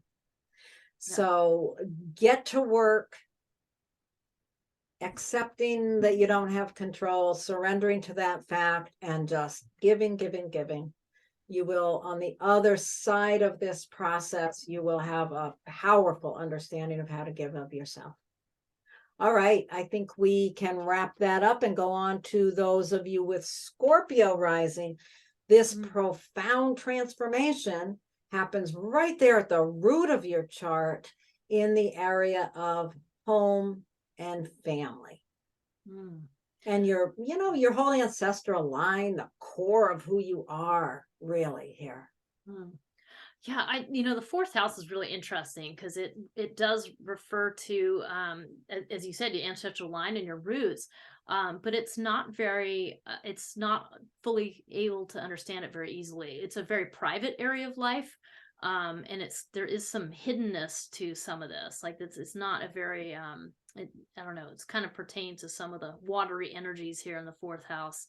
So I think that this represents a time of profound change. It's an angular house. Mhm. So this is one of the more powerful houses out of the 12. So this really is a time for major overhaul of roots. And there's always unfortunately, there's usually some struggle, some challenge, some pain, suffering involved with Pluto. And it usually pertains to the idea that you're really attached to something being a certain way. And with Scorpio rising, it's a fixed sign, and Aquarius is a fixed sign. So there is the desire for the roots and the foundation to stay the same. And this is bringing in a profound change to this area of your life, whether you like it or not. So there is going to be some work around how do you let go of identity? How do you identify yourself as your family member, as part of your family, and having to look at that and allow some restructuring to happen in terms of the very core roots of your chart and your personality. Yeah, you could, I could easily imagine this being, in a particular person's life being a time when they discover something about their ancestral line that they didn't know, some hidden secret, whatever, a parent that isn't really a parent, whatever, all of those things that the genetic, all the genetics that people are, the whatever, those Like genetic 23andMe. testing. Yeah. Those genetic Yeah. testing things, all those stories that come out for people. You can see that this would be a very easy thing to put on that. Some hidden secret in the family that comes to light. It could also be a way that you come to an understanding that you need to pull away from your family, or by moving away. It's the area of home. You might need to move away from family or move toward family. It could be either one of those things. There's some major transformation in how you view your roots, your family, your home itself. So yeah. I was thinking one of the other possibilities, I know we mentioned this sometimes, but this also might be a time that you discover like some rot in your house, and you find out that you have to rebuild a whole part of your house. You find out that your porch or something has some rot, and you're having to do a major renovation, because those can be very disruptive. It means having people all over your house. It means losing your privacy, which the fourth house represents. It can be quite disruptive to go through something like that. So, and it is a reflection of an inner process, even though that might be a home renovation is a very outward process, but it could be a reflection of an inner psychological process of overhauling your roots, of, I don't know, having a whole new way of looking at your foundation. I mean, this is a very transformative potential in the fourth house. I mean, wherever Pluto is, that's true, but the fourth house really speaks to the ground that you put your feet on, and that moving and needing to be something different. So yeah, it can be a relocation, but it could be just a very deep psychic process that you need to go through. Yeah, so initially, Saturn has been moving through this area for the past 3 years. You've built some structure here. Hopefully that structure is strong enough to withstand this transformation that is coming along. And I love that, the whole idea of I'm sorry, my cat just distracted me. The whole idea of a home renovation and how that impacts us. Any of you listening to this, if you've been through a major home renovation, the upheaval it causes in your family, in everything. It's not a simple process. It's a very, very difficult process to go through. So, there's changes afoot, and whether that be at your core of your identity, of your ancestry, or the home you live in, it's going to reflect both of those. The first thing to really pay attention to in this first 3 months is where's the power dynamics? You know, what's the power issue within your home and family? And, you know, are you in a position where you're trying to control other family members? Are you under the control of other family members? Those are questions to ask yourself too. Do you feel, you know, I remember, I don't know why this just popped to mind, but I remember a woman I knew who lived in the family home. And it was a huge old family home that she loved, but it was her responsibility to maintain the antiques from the last, you know, 6 generations. And it was a horrible weight on her. You know, sometimes our home itself, because of the connections with family, can have an intense weight and control. So is there a power dynamic from the home itself, from, you know, the ancestral line? How are you being quested now to change that dynamic or allow that dynamic to change? Are you waking up with this dread that you have to face this heavy responsibility of this home? Well, you know, maybe it's time to release that and go through the suffering of a change of identity in order to empower what's true for you in that area of your life.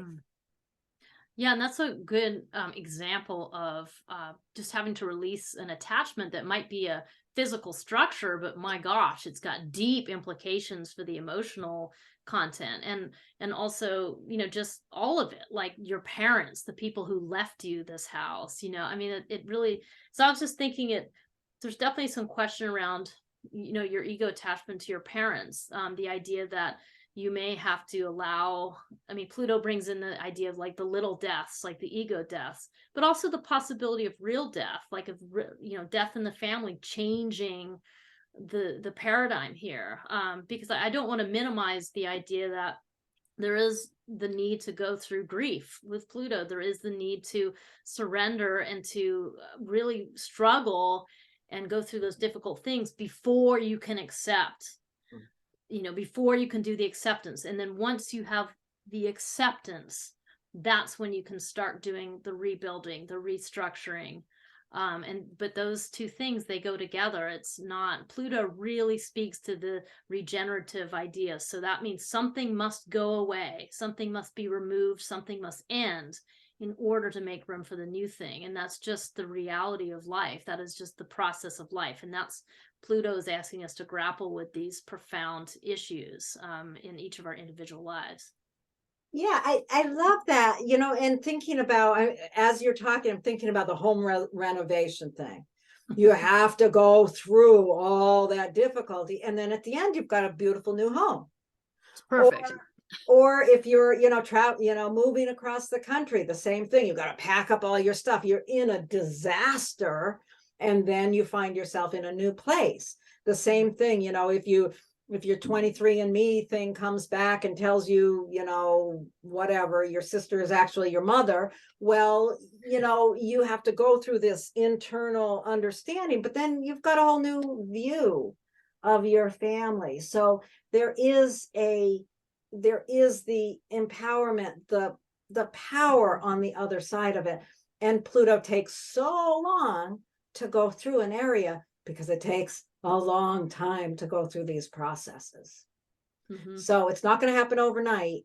What is going to happen overnight is you're going to see that there's a problem here. You're going to see that there's something that you have to face. There's something that's, something bubbling up from beneath the surface. Yeah, and the truth will set you free. That's what's coming to mind. Embrace the change and reach for the empowerment. Okay, so let's move on from there to those of you with Sagittarius rising. Okay, so Sagittarius rising, this brings the focus into your third house.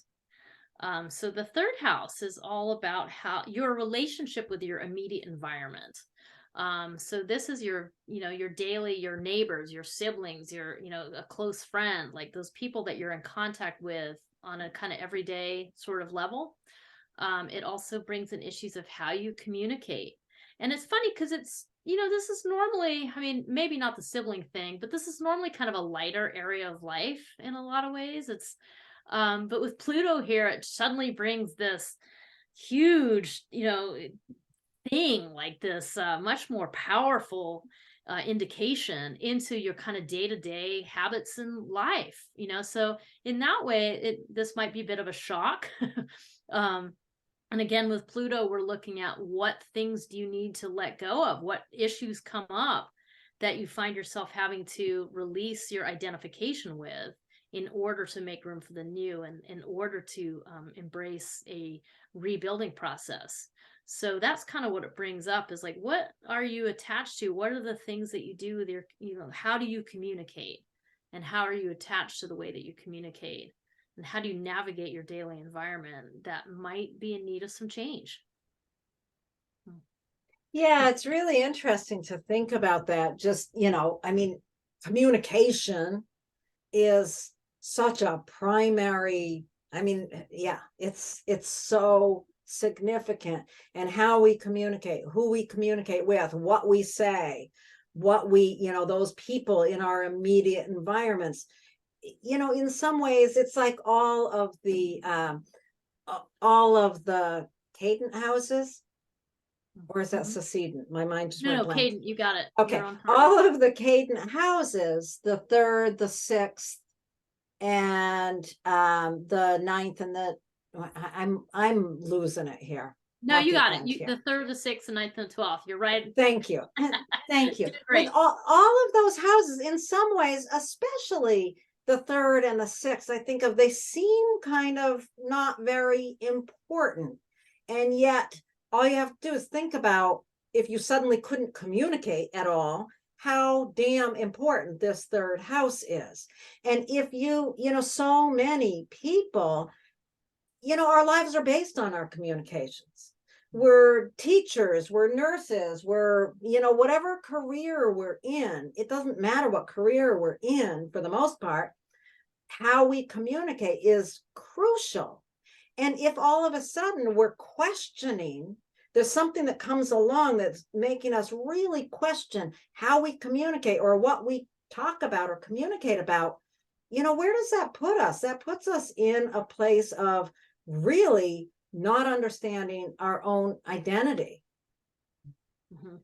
So yeah. It's really, this is a moment in time when we have to look at, how are we using our voice to control others? Are we using our voice to control others? Are we allowing siblings or these kind of day-to-day communication or environmental people, is there some control over us? We really, wherever Pluto moves, we have to think about this issue of control and power. Mm. And if, we really have to rethink, and we don't have to consciously rethink, it's going to be right in our face. How you communicate might suddenly not be working. Well, okay, resist the urge to fight against that and try to maintain your communication style. You've got to surrender to the fact that this needs to change in order to really empower your voice. I think of Pluto moving into that third house. Do you have a book that you need to write? Do you have, is there a written or spoken communication that the world needs? You might have to really rethink how you communicate in order to ultimately get to the wisdom in your voice. Yeah. Oh, that's great. I mean, I was thinking that this is a really important time to examine your daily actions and habits, and be willing to undertake. When you mentioned writing a book, I was thinking about just undertaking a demanding study, and certainly Mm. writing a book would fit into that. But it is a time to go deeper into this particular area of your life. And also the third house is how you learn. So with Pluto going through that third house, you may discover, I don't know, some complexes of the mind. Like you may uncover some stuff about your mind and the way you think and your mental capacity that you weren't aware of. You might, yeah, you might find out something. I mean, I was thinking you might, for example, get a diagnosis about the way that your mind works, let's say autism or something like that, that might come as a huge shock and require you to grapple with the identity attachment that you have. Like, I'm this way. And then suddenly having to realize, actually, I'm not that way. I'm this other way. And I'm this different kind of communicator. My mind works in a different way than most other people. So there is something about that, having to grapple with that process. That could be part of the surrender component that Pluto brings. But if something like that were to happen to you, once you work through that, once you struggle and suffer and go through some grief, and then eventually come to acceptance, then there is just this power of transformation available to you. There's a whole new way of looking at the world. There's a whole new way of working with your mindset. So those sorts of intense processes are the things that Pluto tends to describe. And in a phrase, I would say with the third house, like, you're not going to be settling for superficiality. Like, it's not going to work. So Absolutely. Absolutely. Your conversations are going to be going very, very deep. Thank you. I love all of what you said. One thing I want to add here, we kind of mentioned it, but siblings and neighbors, but siblings, I see so much, there's so much about the importance of parents in our lives and how we grow, but siblings can profoundly, you and I can both attest to the fact that our relationships with our siblings can be profoundly important in good ways and in bad ways, or challenging ways. So Pluto going in here could bring up hidden secrets about our siblings, that things that we didn't know. We could really have to face issues around our siblings. Our siblings could be, we could have a sibling that's going through some real intense process that we have to navigate our own understanding of them, our relationship with them, in order to transform it into something better as well. So, something about your voice, your communication, your siblings, there's a big piece that is going to really need to be transformed in order to empower your voice ultimately. yeah. Yeah, I mean, this really suggests a perspective shift, because the third house is so much about your mental outlook, and all of the significations of the third house are linked in that way. Like, your siblings impact your mental outlook and so on and so forth. But I think it suffices to say that there's a real potential for a big perspective shift, especially in light of the fact that Pluto has been in Capricorn, going through your second house of self-worth and your values for many, many years, since 2008. And shifting into the third house, it just kind of takes that to a different level. It's sort of like, okay, now we're moving out of values and are moving into more how you communicate and navigate your immediate environment. So it's quite a pivot. An interesting time. Might be challenging, but interesting nonetheless. Yeah, our challenges bring us what we need to learn. We got to just look at it and accept it and move on. Okay, so now we are going to look at those of you with Capricorn rising. This brings the huge transformative energy of Pluto into your second house. Wait, the second house is really about money, resources, and self-worth. And how those things connect is really an important thing to understand. Yeah, and it's interesting to note that Saturn's kind of been paving the way in front of Pluto for the last few years, ever since they conjuncted in 2020. So for those of you with Capricorn rising, you've been tackling this issue with Saturn going through that second house of self-worth. impacting your finances, impacting the way you think about money, impacting your value system. Now that's moved out of it. So you've had a little prep, right? It's like prep work. And then now with Pluto moving in there, this is a real possibility to completely transform that. So transform how you feel about yourself, your self-worth, how you respect and value yourself, but also what's going on with your finances. It's very possible that you may encounter a change in your finances at this time. And if it feels negative at first, like, you know, let's say you shift in jobs or something and you start making less money, or you lose some money, the important part about that is to accept what's happening and trust that you are working through the other side of that, where you're going to find something new. It's going to be pretty scary in the second house, because it can really feel like the rug's being pulled out from under you potentially. But there is something about having to allow something new to come in, to slough off the old things that are not working for you in order to allow something new. Yeah. How has your finances, your money, your resources been how you identify yourself? Mm-hmm. Yeah, it's a key question. Yeah, it's a really important question. And how does what your paycheck is or what you've got in your bank, how does that relate to your self-worth? How much of your self-worth is attached to your bank account?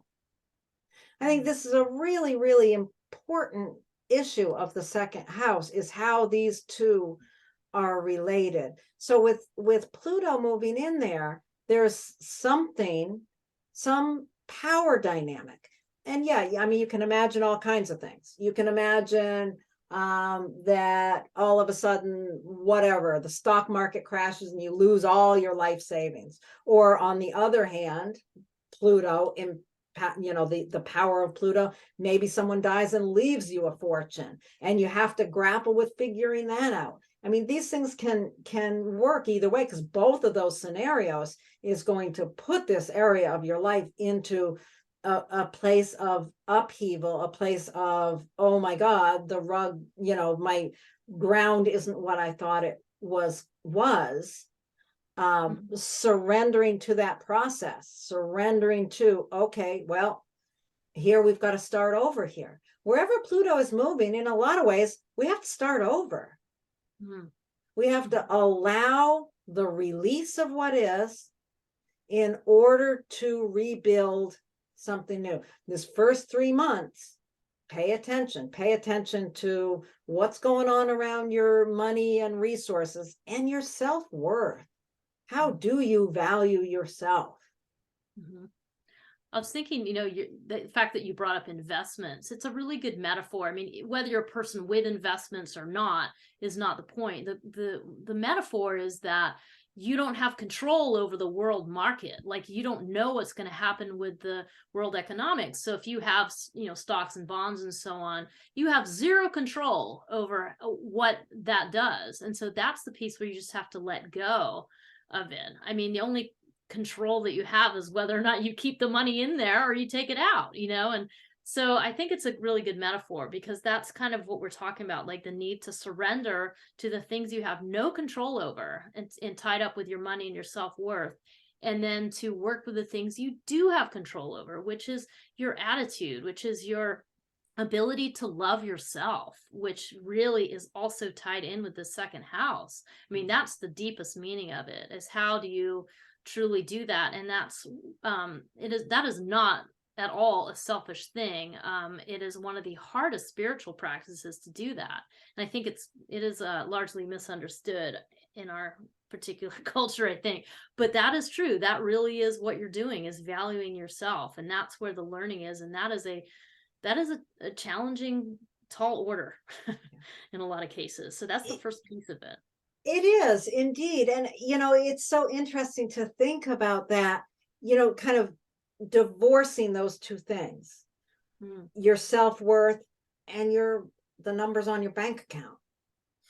You know, learning to love, value, honor yourself regardless of what's in your bank account. You know, there's so much in our culture, so much importance put on what car you're driving, what house you live in, how much money's in your bank, when that's the superficial level of what you're worth. Oh, there's a interesting, I don't know, it just flashed in front of my mind as we're talking. There's, I think it's on Netflix, a show called Worth.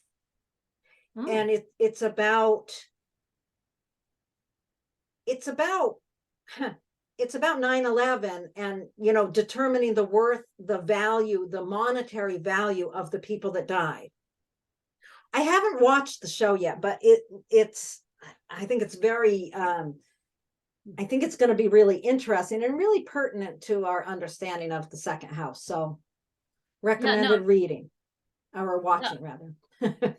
Brought that up because I think the other thing about Pluto is it brings up, I think you've used the phrase bubbles up a couple times. And so it brings up these deeper things. And I think that, you know, so many of us have inherited these self-worth problems, especially if you're not fitting into the standard paradigm of our society. If you're anything, it doesn't fit in with the most classic version of our society, then, you know, like if you're queer or, you know, or female, but anyway, it's a different issue. But any of those things that come up, like they really are some deep-seated issues that you may need to confront, that are difficult to deal with. And Pluto certainly speaks to those things. Those are the things that are kind of hidden out in our unconscious. Like maybe we were told we're not worth anything as a small child for any number of reasons. And that this is the time that some of those little voices are going to be unearthed, and the answer is to turn and face and accept and embrace those voices, those deeper, harder things, so that they may be integrated and released, so that you may step more into an empowered version of yourself. And that's what the process is. Yeah, the ultimate result here, the ultimate result is to empower your self-worth. So whatever you're going through in the process, whatever you have to surrender to, is for the higher good of empowering your self-worth ultimately. It might not feel like it in the process, but keep moving forward. It's a powerful time. All right. Great. Okay, we're ready. We're going to move on now to those of you with Aquarius rising. Oh, goodness, this is personal, isn't it? Yeah, I mean, this really represents Pluto has been above the horizon for for probably most of your life, depending how old you are. And now it's going underneath the horizon. It's going into the much more personal realm, the overhauling of the self in a certain kind of way. I mean, this is a major transit for anyone with Aquarius rising. This is a big deal. Wow, it's so interesting to think about it. It's like Pluto's going into your first house. You are seeing the lack of control you have over yourself. You know, it's like, oh, I can't even control how I show up in some way. And surrendering to that fact. I mean, people see you the way they see you. You can't control how people see you, how people encounter you. I mean, you can, you know, put on the right clothes, have the right hairstyle and show up, but how people actually receive that is totally out of your control. Yeah. There's only so much control you have, aka zero, really, over the image you project. I mean, the answer really is having to work with, you know, your own psychological content, but you still can't control how other people perceive you at all. So right. And how people perceive you is just now about to go through a major transformation. Pluto's going to go in there. You're going to understand your lack of control, and you're going to have to surrender to, okay, well, what they think of me is what they think of me. I have to show up as the most authentic person that I can be. You know, wherever Pluto moves, we have to really, really work with issues of integrity. And, you know, Pluto is unearthing what's been there all along, but you may not have seen it. Yeah. Yeah, this is a profound opportunity for restructuring yourself to fully embrace who you are, what's bubbling underneath, and just rocking it, you know, really, and just walking with it. It is not an easy placement. It is not an easy transit because it's going to require letting go of parts of yourself that you thought were solid, letting go of parts of your identity that you were fully unconsciously attached to, and it's going to bring those things right out into the light where you're going to have to go, oh wow, like I didn't even know I thought that way. I didn't even know how profoundly attached I was to that way of being, and now I see it, and now I want to transform it. So I mean, there is definitely some difficulty, some challenge around the types of things that come up with Pluto going through your first house, but it is also, I mean, the first house is the most powerful house. So this is a time in your life that really reflects a powerful transformation, a powerful new way of walking in the world. I mean, really, I think the key word here is rebirth, you know, because it's the ascendant represents your birth moment. So to have Pluto coming through your ascendant is a rebirth, you know, whatever your age. Absolutely. Yeah. So the excitement here is I'm going to become someone new. Yeah, the rebirth. And I have a funny story. Can I tell a funny story? Oh yeah, tell a funny story. Okay, so many years ago, you know, given my age, this is like 100 years ago, I was married to a man who, during the course of our marriage, Pluto moved into his first house. It's so funny. Whenever I see Pluto moving into someone's first house or going over the ascendant, I always remember this period of time with my husband at the time, because when I married him, he was very young, and he was just, you know, I mean, he was this young guy, ordinary guy. Pluto moved into his first house, and he had the most amazing transformation of his looks. I might have told you this at some point, Jenny. It was bizarre. He all of a sudden became gorgeous. So those of you with Aquarius rising, I don't know if gorgeous would be it, but unusually gorgeous. He became like, at the time I remember looking at him thinking and this is says something about the time frame that I'm talking about. But I remember looking at him and thinking, gosh, he belongs on the cover of some romance novel. But he just had that look.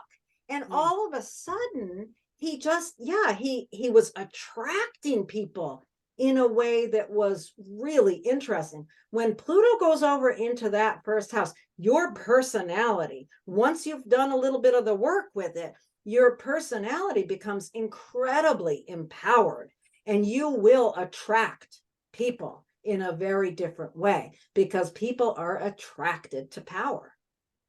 Yeah, it's like projecting the power out, you know, essentially, so people really, Right. without even knowing it, because Pluto is an unconscious / conscious process. Yeah, yeah. Right? It's kind of He became so beautiful and so attractive to everyone else in the world. The marriage did not sustain, but we were also very young. But I've always remembered that with Pluto in the first house, it just empowers the personality so much. Once you've done that uncomfortable work of, oh my God, I'm not who I thought I was. Yeah, I mean, that really, I like that you told that story, because that is the Plutonic story of shedding the old skin so that the new part of you can really show up and glow. It's what's already there. Pluto's an uncovering process. It's not a going in and creating something brand new. It's a uncovering all of the debris and the detritus and the unconscious patterns that block our light, you know. And so I think that is a great description in the first house. So thanks for sharing that. So all of those of you with Aquarius rising, just embrace that. Really embrace it. You're going to really look different. and respond differently out in the world over the years to come. Yeah. Embrace the deep, intense beauty of who you are. I love that. Fascinating, isn't it? Okay, so now we're going to move on to those of you with Pisces rising. Oh, this brings that incredible transformation and empowerment into below the surface, under your unconscious. Yeah. How are you going to think about this, Jenny? This is a great time to clean up psychic garbage. I mean, this is all the 12th house is the unconscious. There's all these unconscious patterns. Pluto refers to a level of unconsciousness.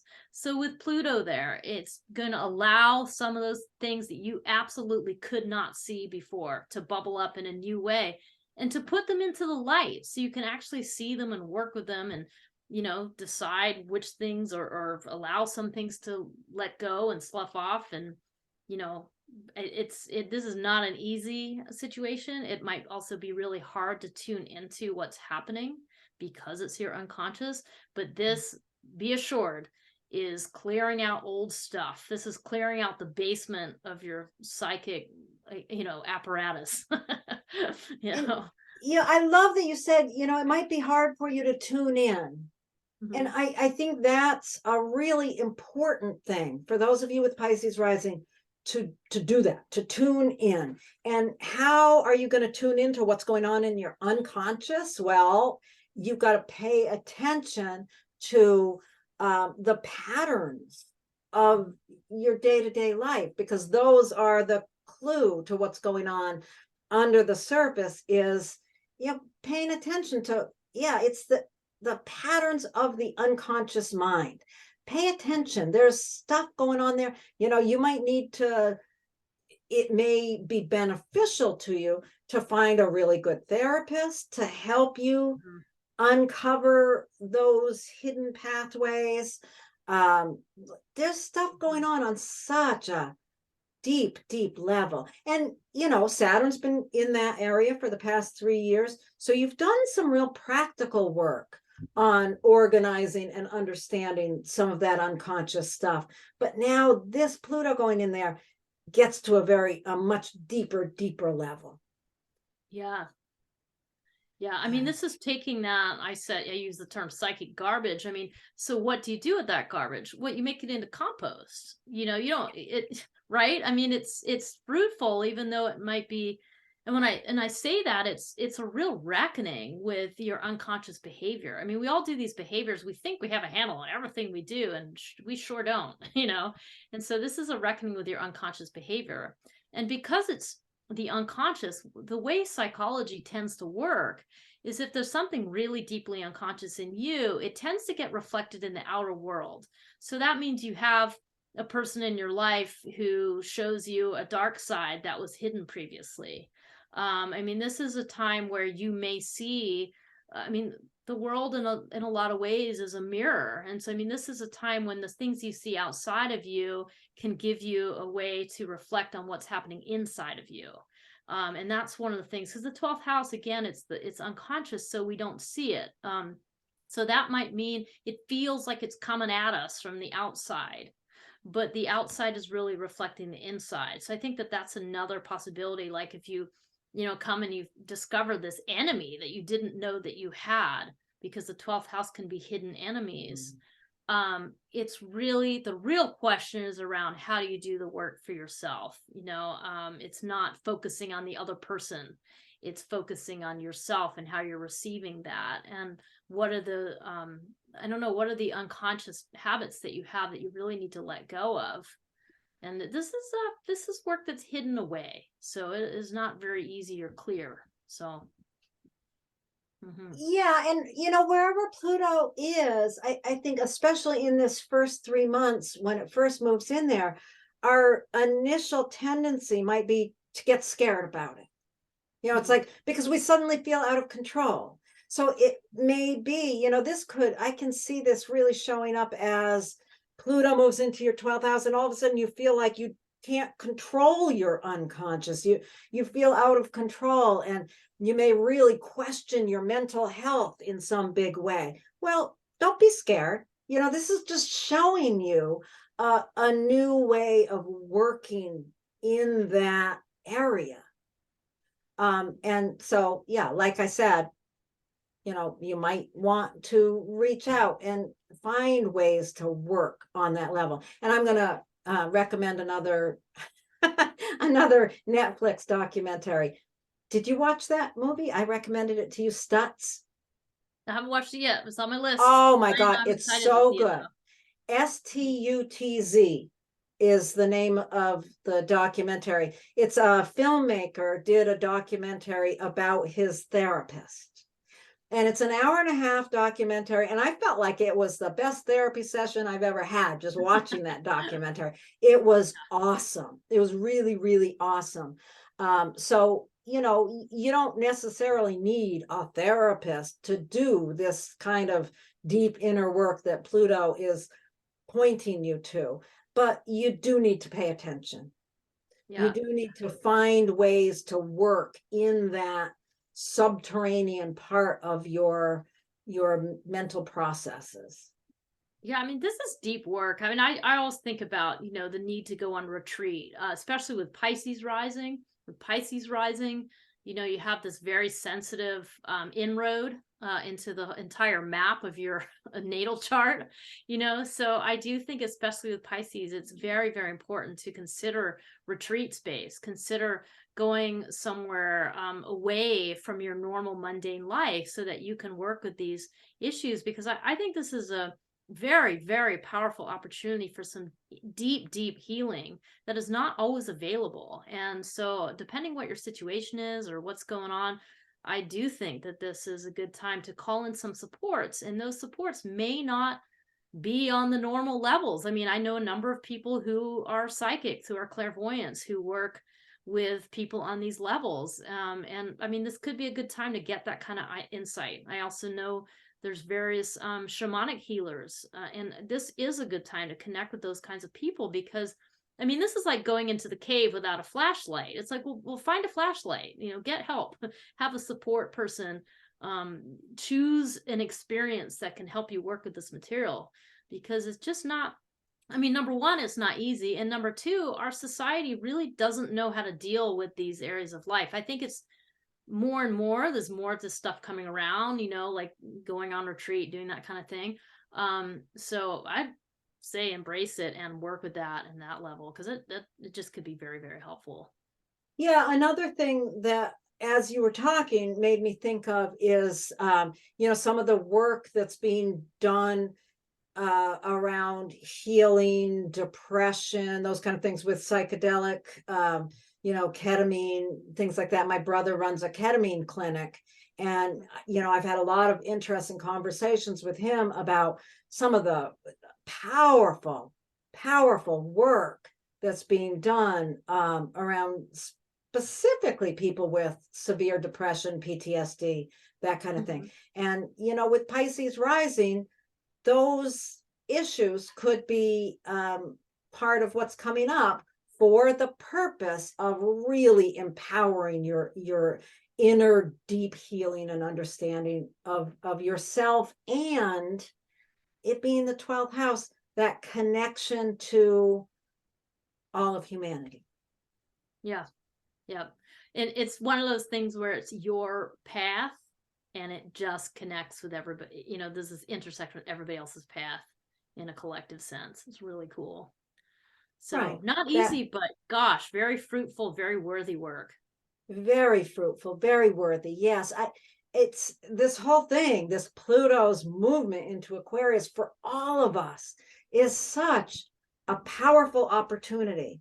And the danger is people getting scared, and, you know, it's nothing to be scared of. It's something to process through, move through, accept, surrender, move forward, grow the new limb.